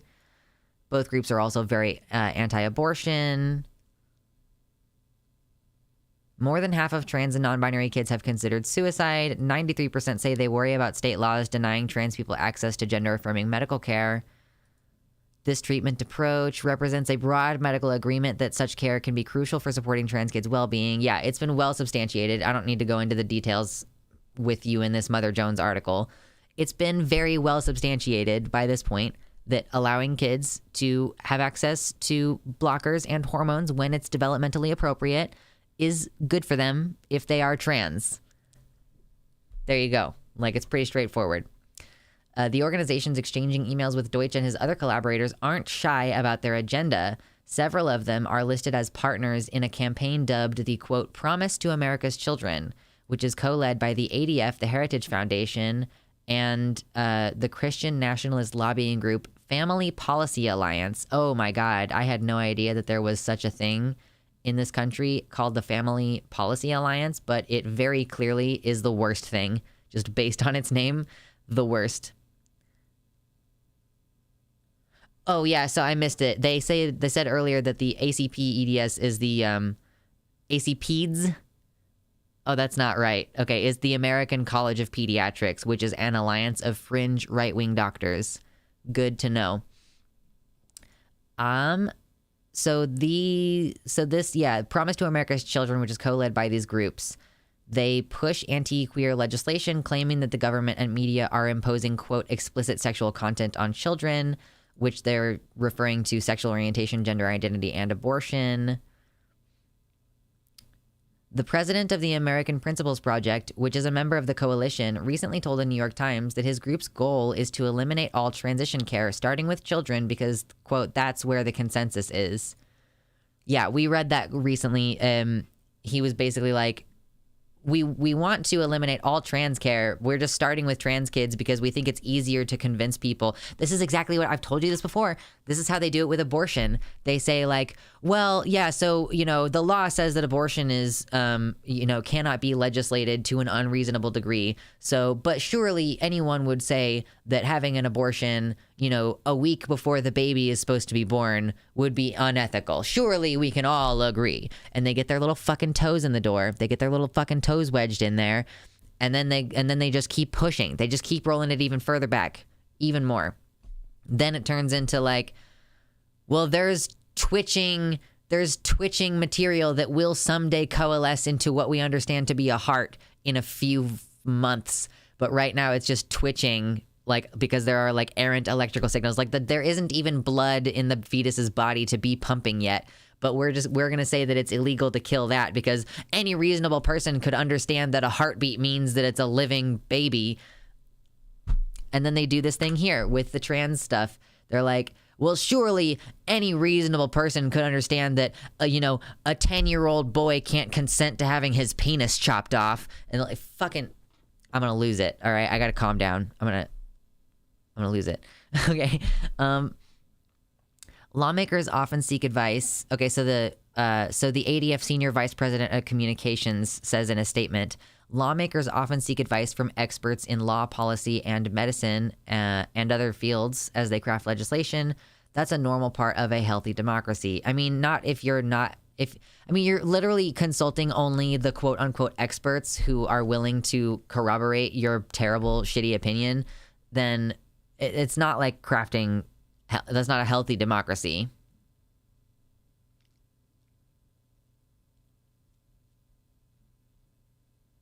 Oh yeah, the American College of Pediatricians calls it that to try to confuse people with the American Association of Pediatrics, which has numbers ranking in the tens of thousands. Like, that's the mainstream. And the American Association of Pediatrics supports the idea that trans children deserve the right to bodily autonomy and to, like, developmentally appropriate transition care.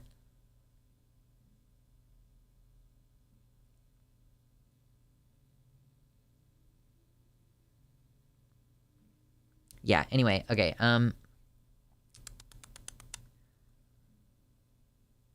Privately, John Uller, a therapist who supports conversion therapy, urged the working group to respond to questions for this article by emphasizing, quote, that there is no such thing as a trans kid. He later sent me a series of social media posts comparing trans people and drag performers to sexual predators. Wait, really? So they sent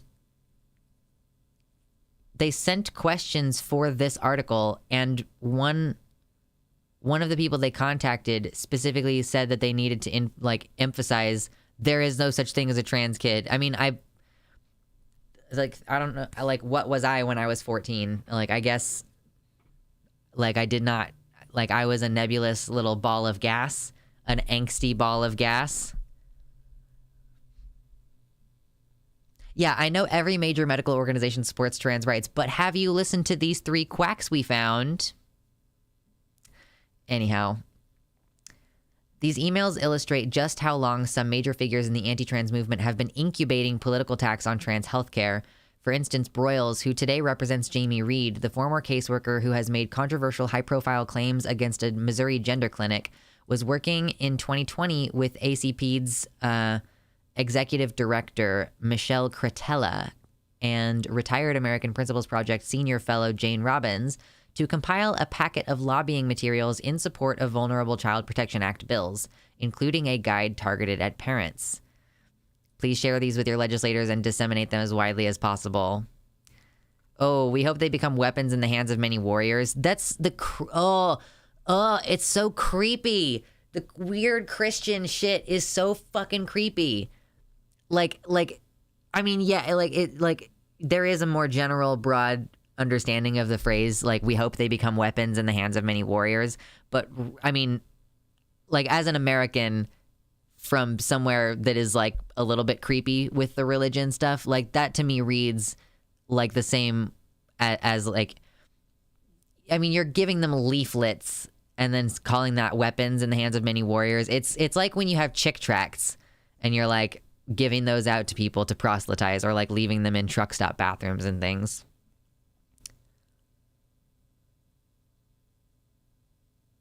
They want to LARP as a holy army. For real. Absolutely. So the 2019 bill wasn't Deutsch's first time pushing anti-trans legislation or the first time working with Alliance Defending Freedom. He introduced one of the earliest bathroom bills. Much like North Carolina's infamous HB 2, the proposal attempted to block trans students from using school restrooms and locker rooms matching their gender identity. It passed both houses of the state legislature before it was vetoed by then-Governor Dennis Daugaard, who said that the bill, quote, does not address any pressing issue concerning the school districts of South Dakota. Based. This definitely means religious holy war. Okay, I'm glad that I'm not the only person who perceived that way. Okay, thank you for validating me.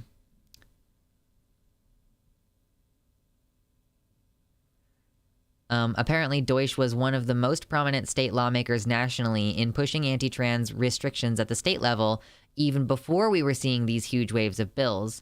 Deutsch declined to answer any questions for this story. In 2019, Deutsch tweeted that he would try to criminalize doctors who followed the clinical practice guidelines. Oh my God. He would later claim that the idea for such a law had come from, quote, children I saw on Twitter who told him to read Reddit forums about detransitioning. Oh my gosh.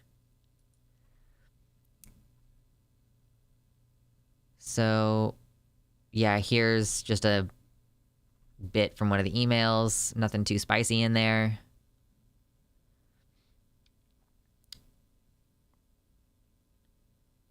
It was like Deutsch assembled a team of Navy SEALs. We were all trained killers in a specialty, says Eliza, a retired U.S. Army soldier who became a vocal anti-trans advocate and participated in Deutsch's working group after detransitioning. Shoup has since retransitioned, disavowed much of her old activism, and shared her copies of the working group's emails with reporters. So I guess this is where the leak came from. Religious right rhetoric about wanting to help children with gender dysphoria is, quote, just a front for what they do behind the scenes. It's like they want to do as much damage to the trans community as they can.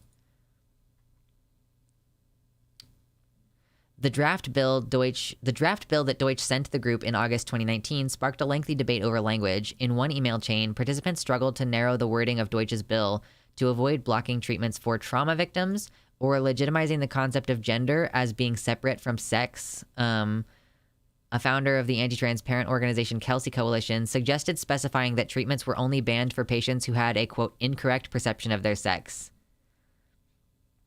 And then another lawyer considered replacing the word incorrect with dissonant.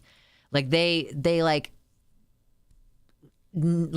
strategized back behind in the back room. They were like, no, we need to use this word. We need to use this word. We need to carve out exceptions for intersex kids to make sure that we can like forcibly correct them with surgery no matter what they actually want in their life. It's going to be great. Let's see. Richard Mast of Liberty Counsel separately advised the group to avoid saying the words transgender, cisgender, or non-binary. He said, quote, using them surrenders the language. If the other side's language frames the debate, we lose. Yeah, which is why they have to refer to with gender incongruence, or like those who believe that they are a gender other than they were assigned at birth. Like they have to specifically avoid the framing of trans, cis, and non-binary because it normalizes the idea that these are just different modes of being. And of course they can't afford to do that.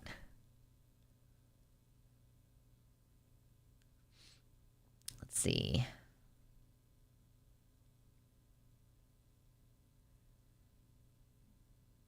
They brainstormed responses to the argument that gender-affirming care reduces suicide, an assertion that is backed up by research. Peer-reviewed studies have repeatedly found that trans and non-binary youth with access to gender-affirming care are significantly less likely to consider suicide than those who did not receive such care. Excuse me. A later analysis using online survey data found that using gender-affirming hormone therapy was associated with lower rates of depression and suicidality. Yet, one team member called the argument that gender-affirming care the idea that gender-affirming care reduces suicide was abusive, quote-unquote. Another argued that it was a way for doctors to coerce parents to consent to gender-affirming care for their child. Great. Yeah, the no such thing as a trans kid again. Yeah, exactly. You can't legitimize, like, that's why Matt Walsh and these people say, like, trans-identified. They can't say these trans kids because then that affirms their humanity too much. Like, these trans-identified kids makes it seem like, oh, you know, they're mistaken, they're messed up in the head. We have to patronizingly and condescendingly take away control over their autonomy because they're just so delusional that they need us to take control over them. You know, all trans people need to be in conservatorships, basically, is what their opinion is. Good God. The Van Mol, the doctor, suggested Deutsch reply to the suicide prevention argument with a rebuttal published on a defunct anti-trans blog. Quote, why weren't the 1950s a total bloodbath for suicides if non-affirmation of everything is the fast train to offing oneself? Paraphrase. That's did Matt Walsh not just literally say that in the video? Like we published the video earlier this week. We covered it last week. He was like, why hasn't there been like a long line of suicides throughout history? And it's like, bro, they're like, I'm really curious what's going to happen to the overall suicide rate when we are affirming gender and sexuality more. Like, cause who fucking knows? Literally, who knows how many of the suicides that have happened over the course of human history have happened because people had gender dysphoria that they just didn't know what to do with, you know, or like, being like made fun of for being not gender conforming enough. Like there's probably a significant number. And like, again, it's not just suicides. Like it's suicide attempts. It's also like depression and like not being able to take a shower because you hate like seeing yourself in the mirror and stuff like that. Like, honestly, it's going to be fascinating to see. Like, so many people didn't have the words for being trans. Like, they did not have the words to describe themselves. So it's not like they would have left a note that was like, I killed myself because I can never have a penis or whatever. Like,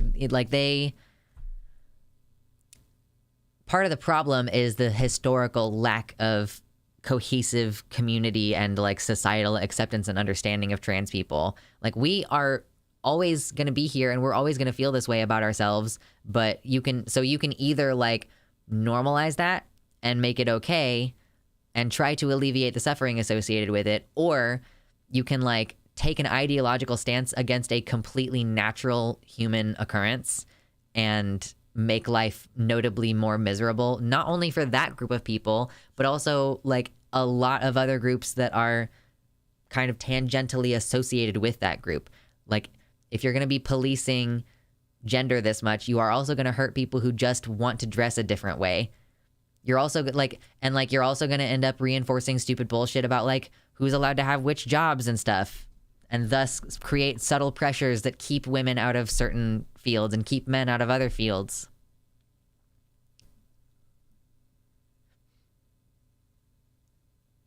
Yeah, exactly. Someone dying to the pain is not the only measurement of that pain. Sometimes we figure other shit out. And like, to be fair, like, some of us live through like a life where we are not able to affirm our gender, right? And there are also people who like feel suicidal and they transition and they still feel suicidal.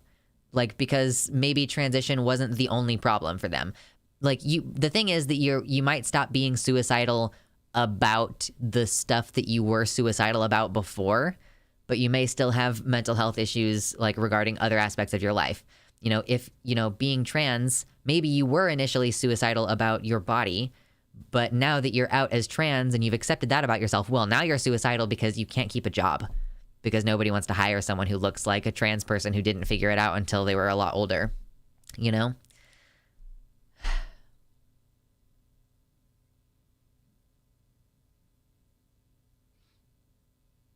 It's never too late, Pydra Dig.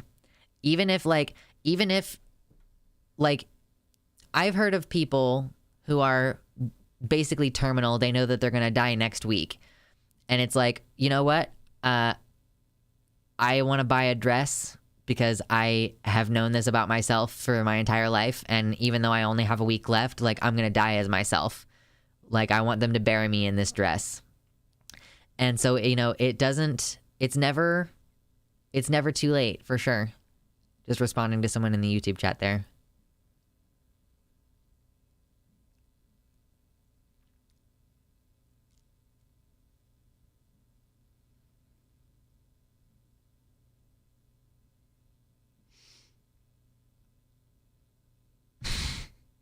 Yeah, I like that God made me trans for the same reason they made grapes instead of wine and wheat instead of bread. It's not my favorite because I'm an atheist, but it's like poetic and cute.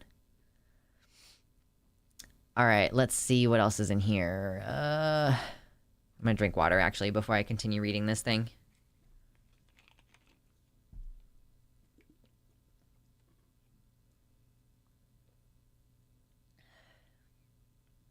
Yeah, I'm sure that Caitlyn Jenner's closet experience was marginally better than most with the money she had in there to wipe her tears, but that doesn't change her transness.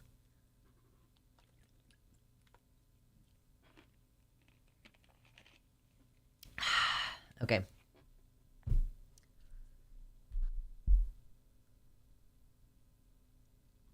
I'm scanning to see where I can start reading this. I don't want to like read the entire article. I'm kind of trying to like skip and find the good parts.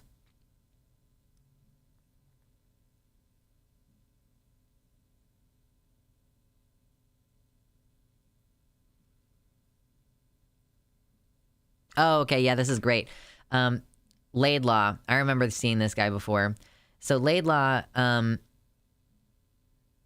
said he would refuse to use patients' preferred pronouns. In his South Dakota testimony, he compared gender-affirming care to Nazi experimentation and the Tuskegee syphilis study. Both of those things are horrible.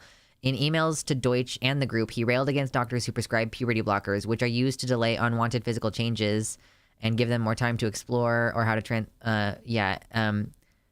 accusing them of willfully harming children, even if kids and their parents consented to treatment. Again, I just have to pause and say that, like, it's really, really, really deeply messed up to compare people getting consensual medical procedures done in the current day as transgender people to, like, Nazi experimentation, like non-consensual Nazi experimentation, especially considering that the Nazis killed trans people.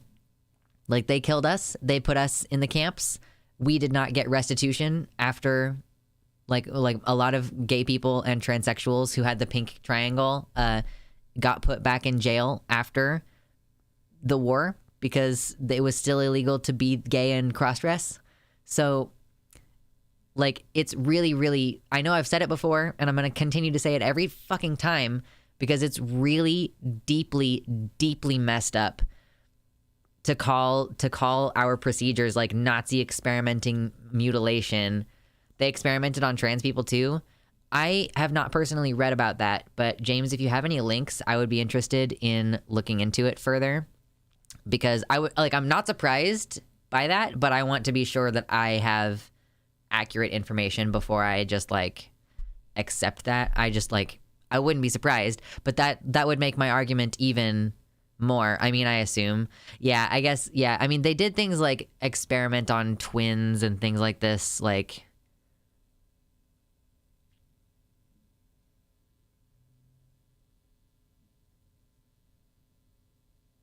arguably, they also committed a genocide against us. Yeah, like, it's not like the genocide of the queer people of the time stopped.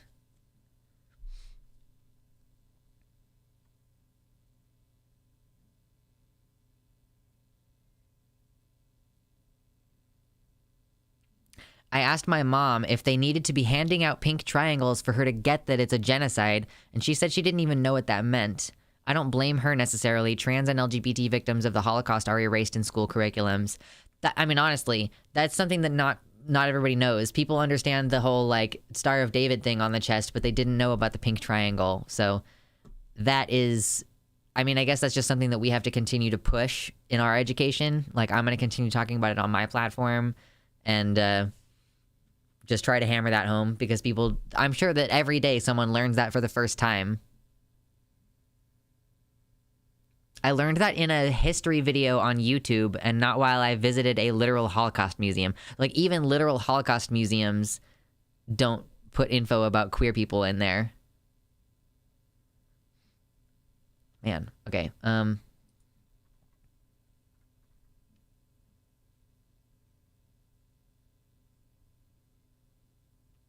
Around the time it became clear that Deutsch's bill would not pass, the discussions on the email threads shifted from strategy to impassioned proclamations that trans people don't exist.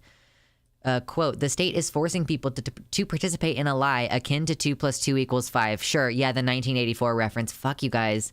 A man is not a woman. If that is not the definition of insane, I don't know what is. Some participants in the chains argued over whether it undermined their cause to work with a trans activist who opposed medical transition for children but not adults.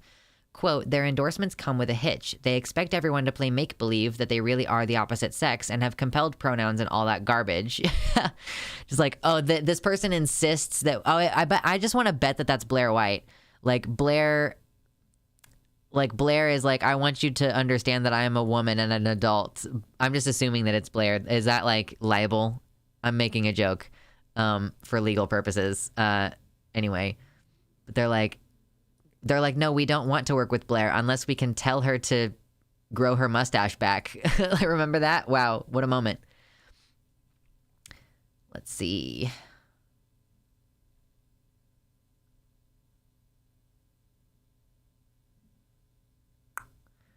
I'm trying to, okay, there's not a lot of interesting stuff right there.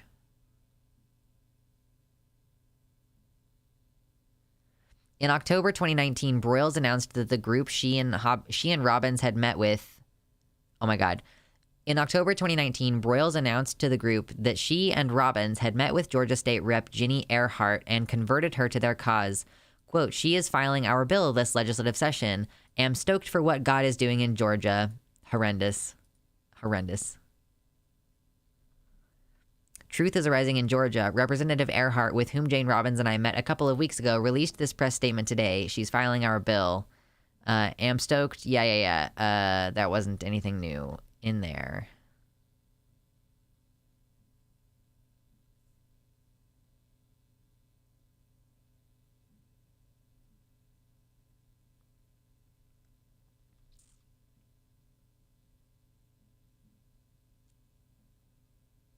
This is kind of like just providing a lot of timeline of like, okay, so this bill and then this bill, which was also based on this, and then here was a conversation about this bill.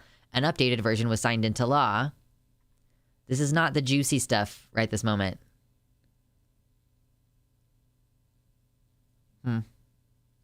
They misspelled Earhart's name in the email. Did they really? That's funny.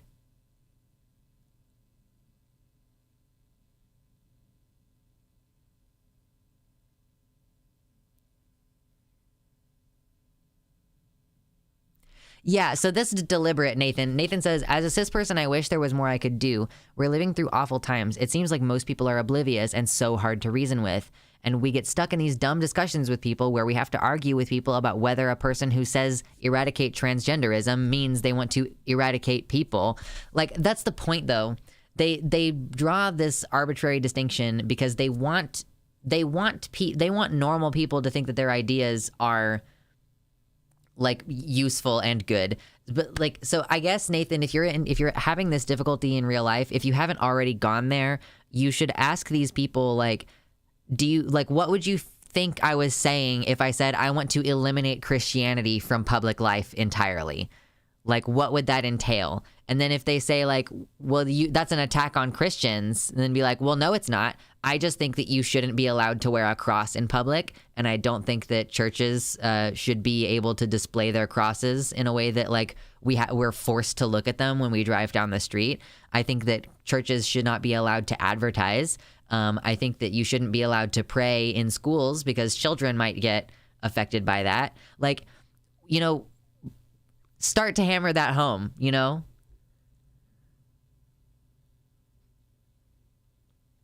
It is the oldest rhetorical trick, leaving room for reasonable doubt until it's too late. Yeah, leave just a little bit of room. Like people want to assume the best of people, and like I admire that to an extent, but also you are a child if you believe that that saying we want to eradicate transgenderism entirely doesn't inherently mean like we want to destroy trans people's lives as they are living them currently. Like, whether you think that means people are going to explicitly die or not, it's still very authoritarian. It's fundamentally fascist, for sure. Like, we, the government, are going to tell you how to dress and who you're allowed to have sex with, and like, it is the definition of big government, like ridiculous big government bullshit. Hit like on the stream if you love big government bullshit. Or if you hate big government bullshit. Either way.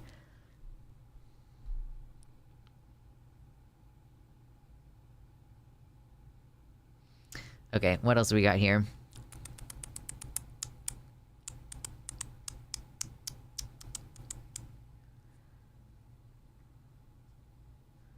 Okay, this is still playing out in court.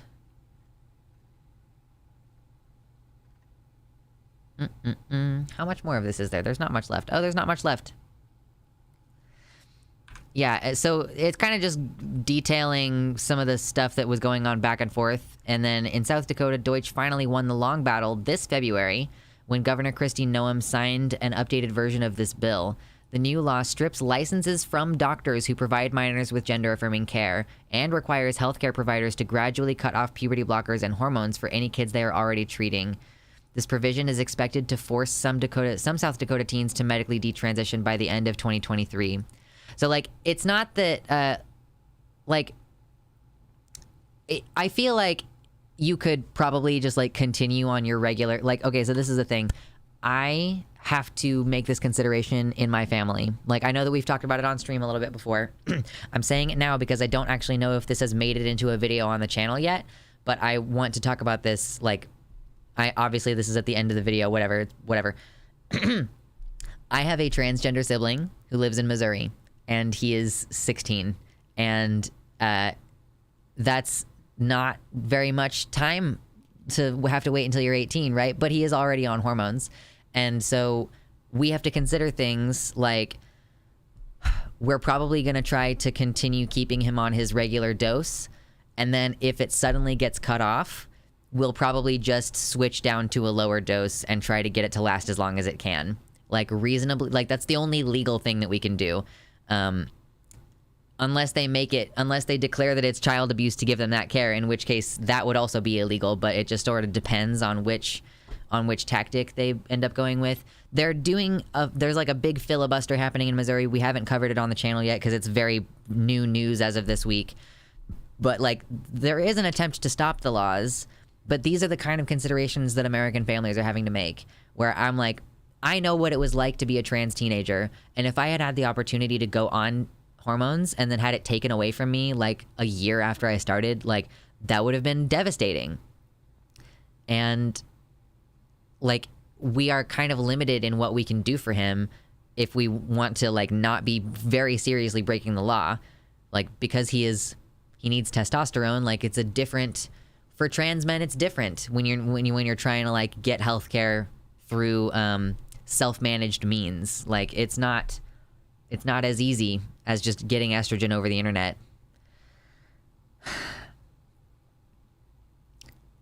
But yeah, so the cool thing about this is that it did kind of reveal the extent to which they've been plotting this behind the scenes, and like a bunch of people across the country are like copying each other's homework, essentially using the same list of these like 5D transitioners and this handful of doctors, some of whom are not at all related to trans care. Something like, get a dentist.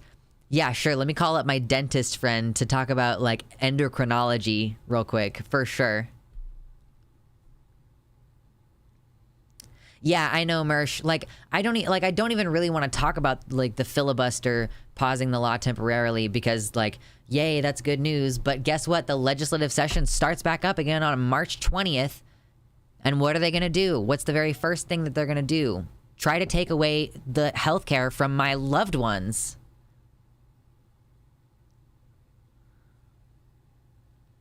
It feels a lot like we all knew they were doing this already, but now we have proof to show to everyone else. Right. I'm going to be really bummed out if this ends up being like a little blip. Like, I mean, I guess I wish that there had been something more damning in here. It would have been great if there was something more damning in here, because I really am not surprised. I'm like, oh, you mean they were copying each other's homework? Like, wow, as if I couldn't tell based on having read most of the legislation that like a lot of the language is copy pasted from each other. Whatever. Does tea need to be refrigerated? No, it does not. It needs to be like warm in order for you to use it.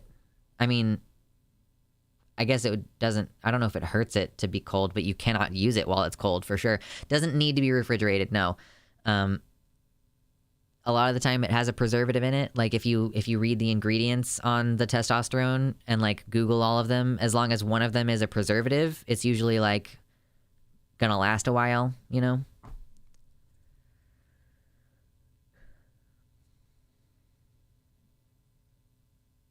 I mean, that's fair, Lava Monster. Most Mother Jones readers don't even know that all these laws are happening necessarily. It's not news to people here on my stream, but it is news to most people. Yeah.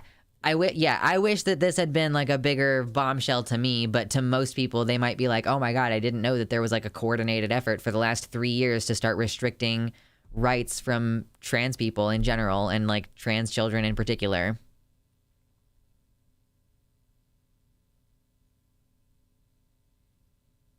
Yes, theoretically, Mama Mephistopheles, that is a thing that could occur. That is assumed, like, that depends on what the rules are. Like, yes, okay, so if the way that they make it illegal is that they say, if you prescribe this in Missouri, then you'll lose your license, or you'll have a felony. Or they could say any person who assists and provides gender affirming care to a child is committing a felony. Then like if my parents take my sibling to another state to get the prescription and then they bring it back to their house and use it there, then that is illegal. You know what I mean?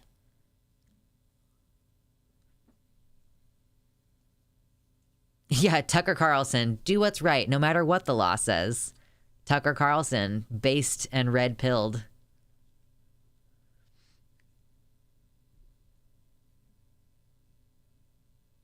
Both tea and tea can't be used cold. Oh no. The shade on iced tea right now. That's like a Southern American thing, sweet iced tea. Amidst all the gloom, some genuinely fantastic news out of Minnesota.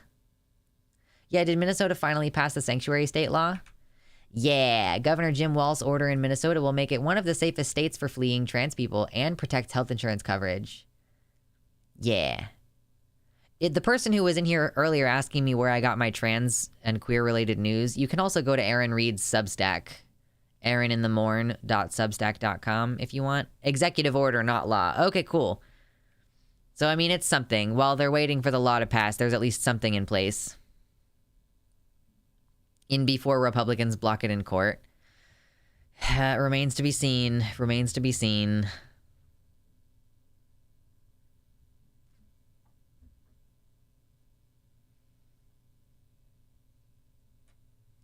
Did I have anything else that I wanted to cover before the end of the stream today? There's a possibility that I did.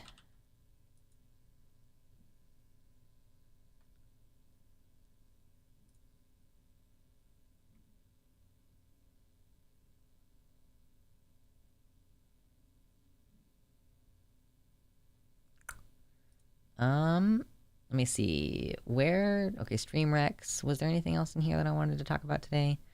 We don't have much more time. I'm probably gonna dip, like, in 30 minutes or so. Oh yeah, this is fucked up, yo. There is apparently a growing list of states that have proposed legislation to designate autistic people on their driver's licenses. I didn't know about this until literally just, like, before stream started today. New York, Nevada, Rhode Island, North Carolina, and West Virginia have all introduced a version of this biocertifying registry. This person says, the coterminous nature of these proposals and the onslaught of anti-trans legislation is not coincidental. The same forces that prop up trans people as, quote, groomers and pedophiles also construe disabled people as monsters who pose a direct threat to the nation's well-being.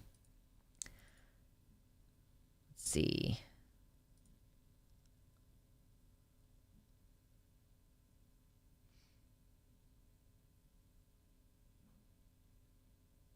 Speaking of Missouri, did you hear about the state legislature taking away the ability for Kansas City to control its own police force? No, I didn't hear about that, but I don't know whether that's a good thing or a bad thing, because the Kansas City police fucking sucks, dude. Like, I'm sorry, dude, they suck. Okay, anyway, this is the actual bill. What does it say? And does it give a reason? An act relating to driver's licenses requiring, under certain circumstances, that the Department of Motor Vehicles place a designation on a driver's license for certain persons with autism. Like, why? Upon the application of a person with autism, the department shall place on any driver's license issued to the person pursuant to the provisions of the chapter a designation that the person is a person with autism. Oh, I hate that language. Just say they're autistic. The application must include a statement from a licensed physician. Like, does it say why? It doesn't say why. It just says, like, that they're gonna do it. Can you tell me why? Like, why do you think that's necessary? I want to know what the arguments were in favor. Oh yeah, consider Marjorie Taylor Greene's comments at CPAC. In an attempt to sow fear about the existence of trans kids, she said, quote, Many of these victims have diagnoses of autism, of mental illness. They have depression. They have anxiety. They have psychosis. Wow, that's sure something. Nevada has recently introduced legislation to expand Medicaid coverage for applied behavior analysis, a violent therapeutic practice used to, quote, treat autism. Oh, yeah, ABA. This therapy is rooted in cis-sexism as well. Ivar Lovas, the guy who invented ABA, first used his ideas to, quote, treat gender nonconforming kids. His star patient committed suicide. Some of the cis-sexist roots are ongoing, such as when autistic people are disallowed from transitioning because doctors assume we are incapable of knowing what is best for ourselves, or because doctors incorrectly attribute our desire to transition as a, quote, symptom of our autism. Either way, cis-sexism authorizes ableism. Yeah, I just wish that I understood why. Like, what was the purpose? The proposed legislation in all 5 states emphasizes it's voluntary, but it would be a mistake to assume that all voluntariness would remain forever, given how we're seeing escalation of bills that criminalize trans existence. Like, I just don't get it. Ponderful just put out a video about the overlap of autism and transness.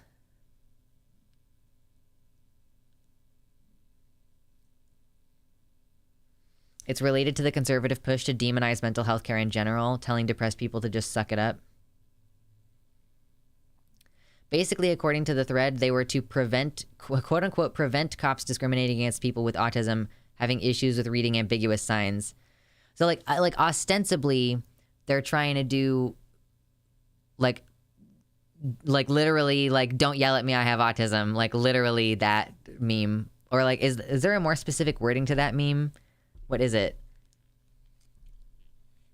I want to give these people swirlies, true. Yeah, the voluntary bit is BS because lots of severely disabled people are under some sort of conservatorship. It would be the guardian's choice, not theirs. In the same sense that, like, disabled people can be sterilized if the person that is in charge of their conservatorship, like, decides that that's necessary.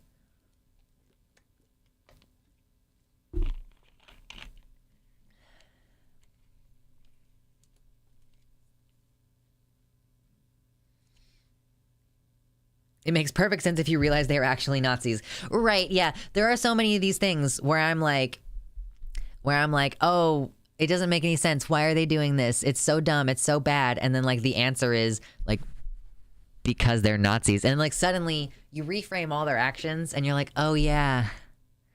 Yeah, everything they're doing does make sense now. I mean, it still makes me angry, but at least, yeah, it makes more sense. Like, if you understand the internally consistent reasons why they're doing the things that they're doing.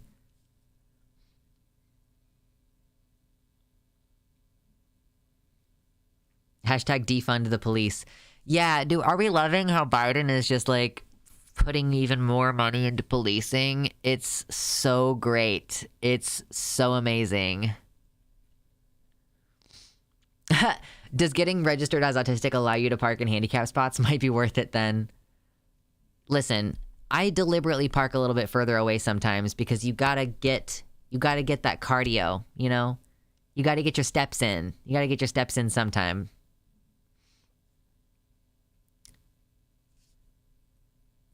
What's up, Igor? How's everybody tonight? I've had a pretty good day so far today.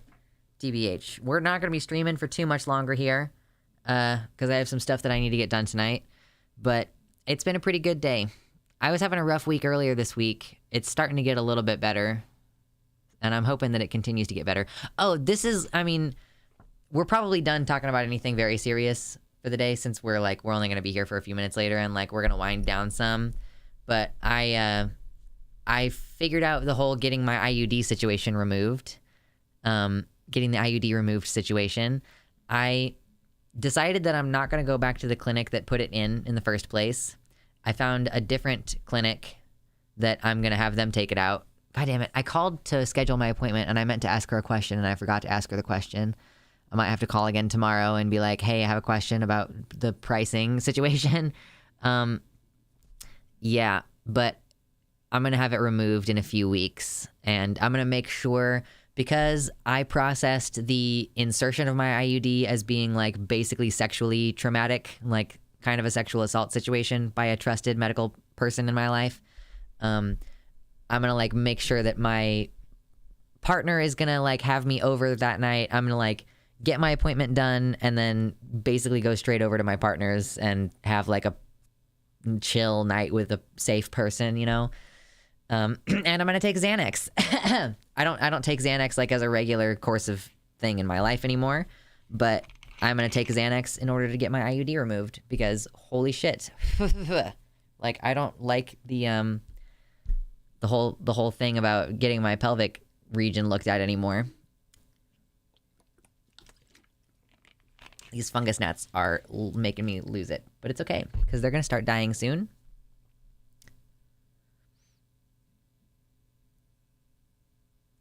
There was a theater chain that literally had an autism screening with low sensory impact that said that being autistic didn't qualify me for the disability discount because apparently they feel we need accommodations but don't think we deserve a discount somehow.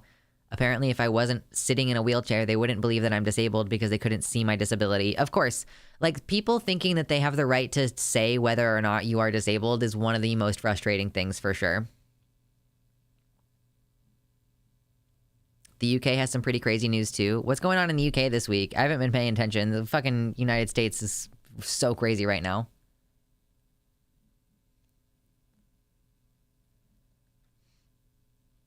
My friend Zinnia, who she put out like a long thread kind of detailing and going into this, all this like email release.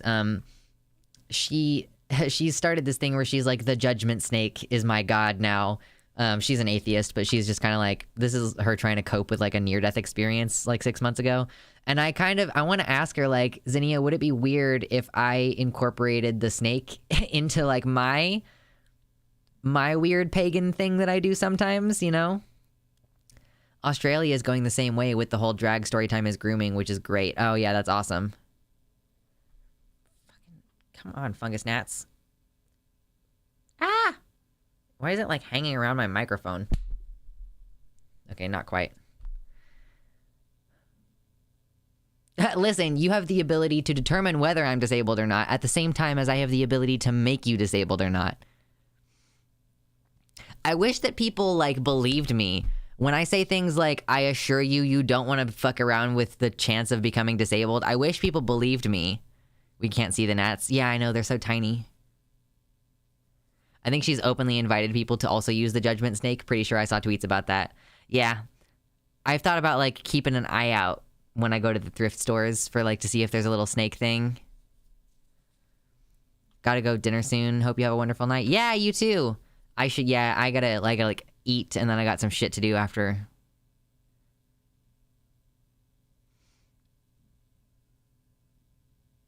Don't get me started on disability seating on buses and people thinking I, quote, look too young to need disability seating.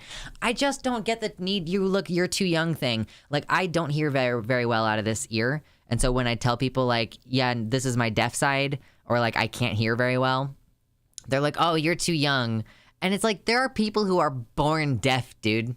Like, what do you think this life is? Yeah, I know I can 3D print articulated snakes. I want to have like I don't really love 3D printing things unless I need the thing. Like, I don't really like having a bunch of random plastic garbage in my house. Yeah, Helen Keller was far too young to be blind and deaf. She was a spry young girl. She was able to determine all of her surroundings. Far too young to be blind or deaf. Yeah, I just don't really love having like a bunch of 3D printed shit around that is just not, but I also don't like having a lot of shit around that doesn't serve a purpose, or like a 3D printed object is usually not going to have any sentimental value to me either. So it's not even like a good keepsake to have on the shelf. Like,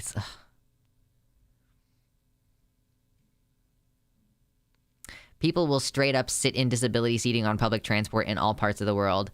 It's super weird. Like, there's two different kinds of people. The kind of people who will like accost you for seeming like a non-disabled person in a disabled spot. And then there's like the kind of person who will just sit in the disabled spot without concern at all. Yeah, you can recycle 3D prints back into filament, but there's not really a good consumer-friendly way to do it yet. It's like kind of janky, and you have to sort of figure it out. Like there's just not a good consumer solution at this time. We keep all of our like scrap 3D like failed prints and stuff, like because someday we are going to be able to do that, and it's better than like just throwing the trash out basically. But at the present, it's not super doable. I think I'm going to make earrings from my test boats. The benchies.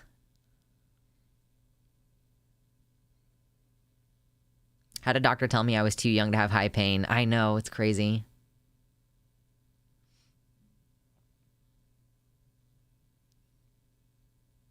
If there's anybody in here who wasn't in here earlier, did you know that my birthday is coming up soon? If you hit !wish in the chat, you can see my birthday wish lists if you want to get me something off of Amazon. It's the problem with people thinking the best of others. They assume we are all able and cis and straight and quote normal, and when we aren't, they can't accept that people aren't what they assume. People would rather not have to accept that the world is shitty if they can ignore it. Truly, that's like the thing that I find so frustrating is that, you know, I just radically accept the world as it is, and the world as it is like not a great place. And if you like, it's never going to get better if you don't try to make it better. And trying to make it better, like you can't change something if you don't acknowledge the way that it is now.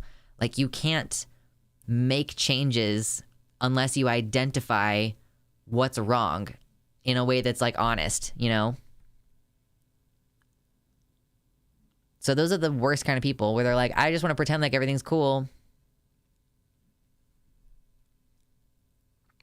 I had a boss who every time I complained that my back hurt doing manual labor was like, you're too young, as if like, oh, okay, I guess my back doesn't hurt after all.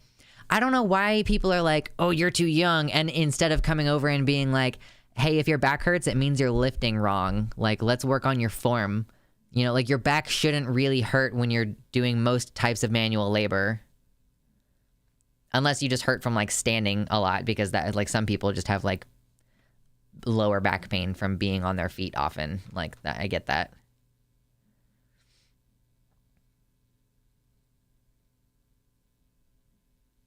Precisely. It's the Martin Luther King white moderate. They prefer the absence of tension over the presence of justice.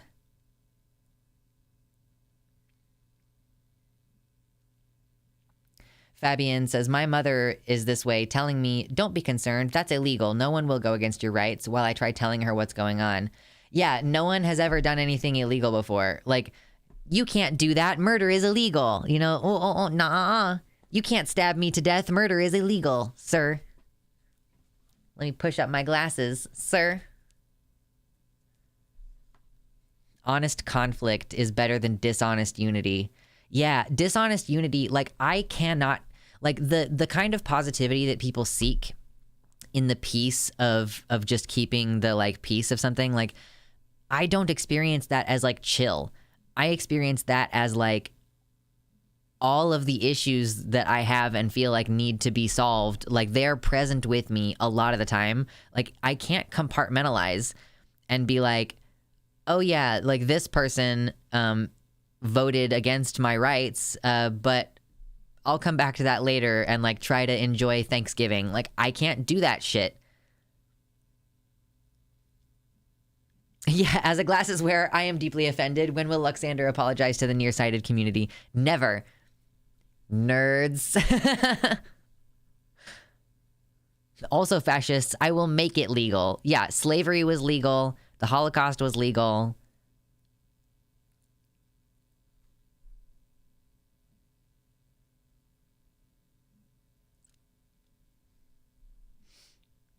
Most centrists hold a lot of the same views as Nazis, but unlike Nazis, they pretend to be both sidesing to keep the peace. It's crazy how often these centrists will denounce Matt Walsh and Michael Knowles, not because they fundamentally disagree with the premise of like wanting to eradicate transgenderism, but that they feel like they went too mask off. They're like, oh no, you can't like you can't say that, you know. We want to distance ourselves from you because we want to reach those end goals, and we think that you're optically going to prevent us from reaching those end goals by being explicit about what the end goal is.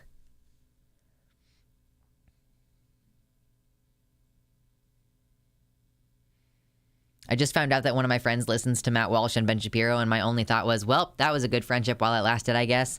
Yeah, that's not a person that you want to have around, I don't think. It was years of struggle with the sluggish British system for one of my colleagues, fighting for years to support her trans son who's autistic. He soon will finally be on testosterone. I am very glad to hear that for your friend's kid. It sucks that they take so long, but at least his mom was there fighting for him. That's like something that a lot of us don't have.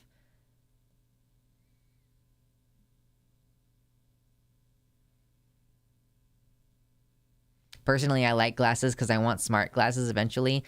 I really am bummed out by how badly the Google Glass thing went. Like, I know that it's probably the unpopular opinion, but I thought that the concept of Google Glass was kind of awesome, and it sucks that it ended up getting like made fun of the way that it did, and in such a way that no one is really trying to develop a heads-up display, and I want one. Like, I want a wearable heads-up display.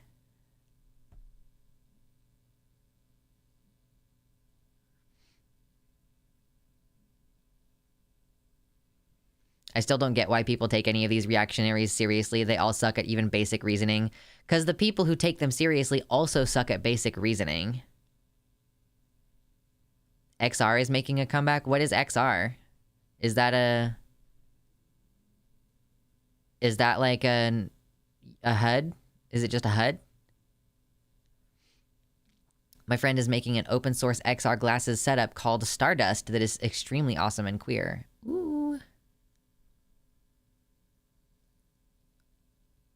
XR equals augmented reality and virtual reality. Okay. Like it's a bit of both. In a novel I was working on, I had a character who had synesthesia and was able to biohack her brain and turn it into a HUD. That's exciting. I want a HUD that has the Shinigami Eyes plugin functional for looking at people. Yeah, it's like when you it highlights transphobic things in red, but allies is green. Shinigami Eyes is not perfect. I guess it's better than nothing, but synesthesia sounds so cool. Did you know that there is a common way that a lot of people experience synesthesia, even if you don't have synesthesia, like as a thing that normally happens? Anyone in the chat can smell cold? Raise your hands. Anybody in the chat? Does anybody have that moment? You walk out into the winter and you smell you like hit the 31 degrees and you can smell the cold? Well, that's synesthesia, y'all. Because what's happening is that the like nerves for your face, like they all go to like a fairly similar location in your brain, or at least they pass by each other very closely in the network on the way into your brain. So what's happening is that your smell and your temperature nerves are right next to each other.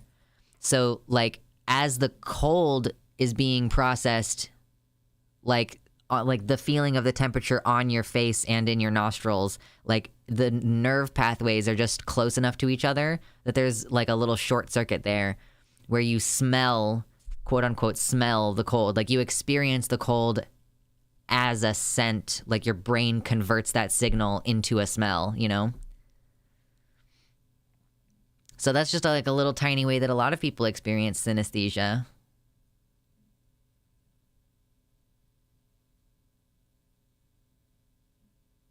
Oh, Fabian, that sucks. Having a friend who gets into fucking Calvin Guerra. What does cold smell similar to? Cold smells like dust.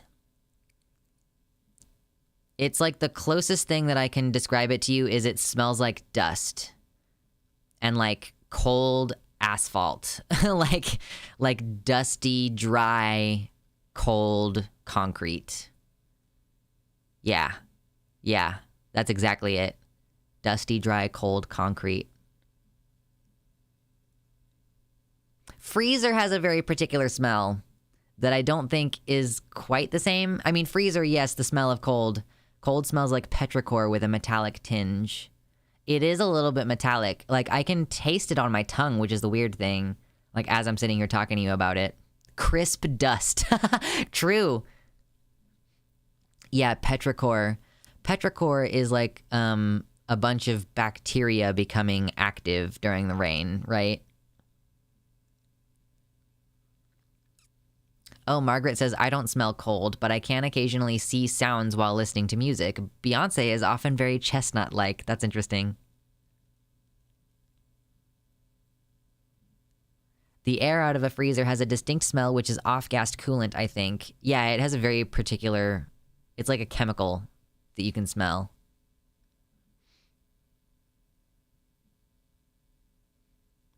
Anyway, that's just a fun little fact. Because I was so curious about this... As soon as someone drops petrichor in a conversation, I know they're a Doctor Who fan. True. The smell of dust after rain. I don't actually know. Like, is petrichor supposed to refer to the smell of, like, the earth? Or, because I kind of thought that petrichor was supposed to be, like, the smell of, like, rain on like, asphalt that has, like, car oils on it. I don't know. Like, okay, so petrichor is supposed to be the smell of the earth and not, like, the smell of what happens when it rains, like, in a city. And you can smell, like, all of the stuff that's on the concrete.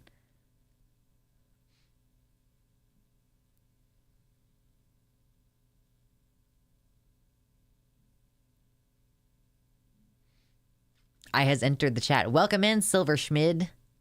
We're just kind of chilling at this point of the night. We still got like 60 people in here, which is cool. That's always nice. We got lots of folks with synesthesia in the chat tonight. I'm really not excited about the fact that global warming is a thing, but I am excited about the fact that we seem to be getting spring a little early this year. I hope that it sticks. Like, this happens a lot in Kansas, where it's like early in March, it starts to get warmer and starts to rain. And then literally on my birthday, which is at the end of March, it snows. I'm like, please don't snow on my birthday. I want to go to a fancy dinner. Let me do my fancy dinner for my birthday. I have colors for days of the week, and some of them have a very distinct personality. Okay. Thursday is angry. Interesting.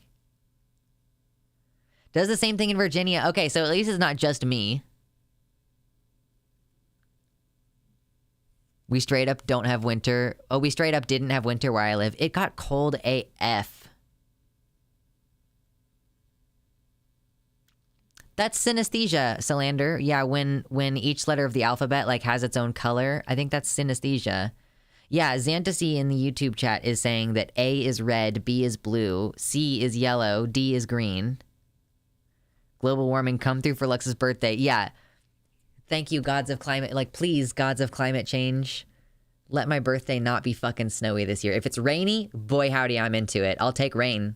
I'll take rain. Yeah, you got a little synesthesia.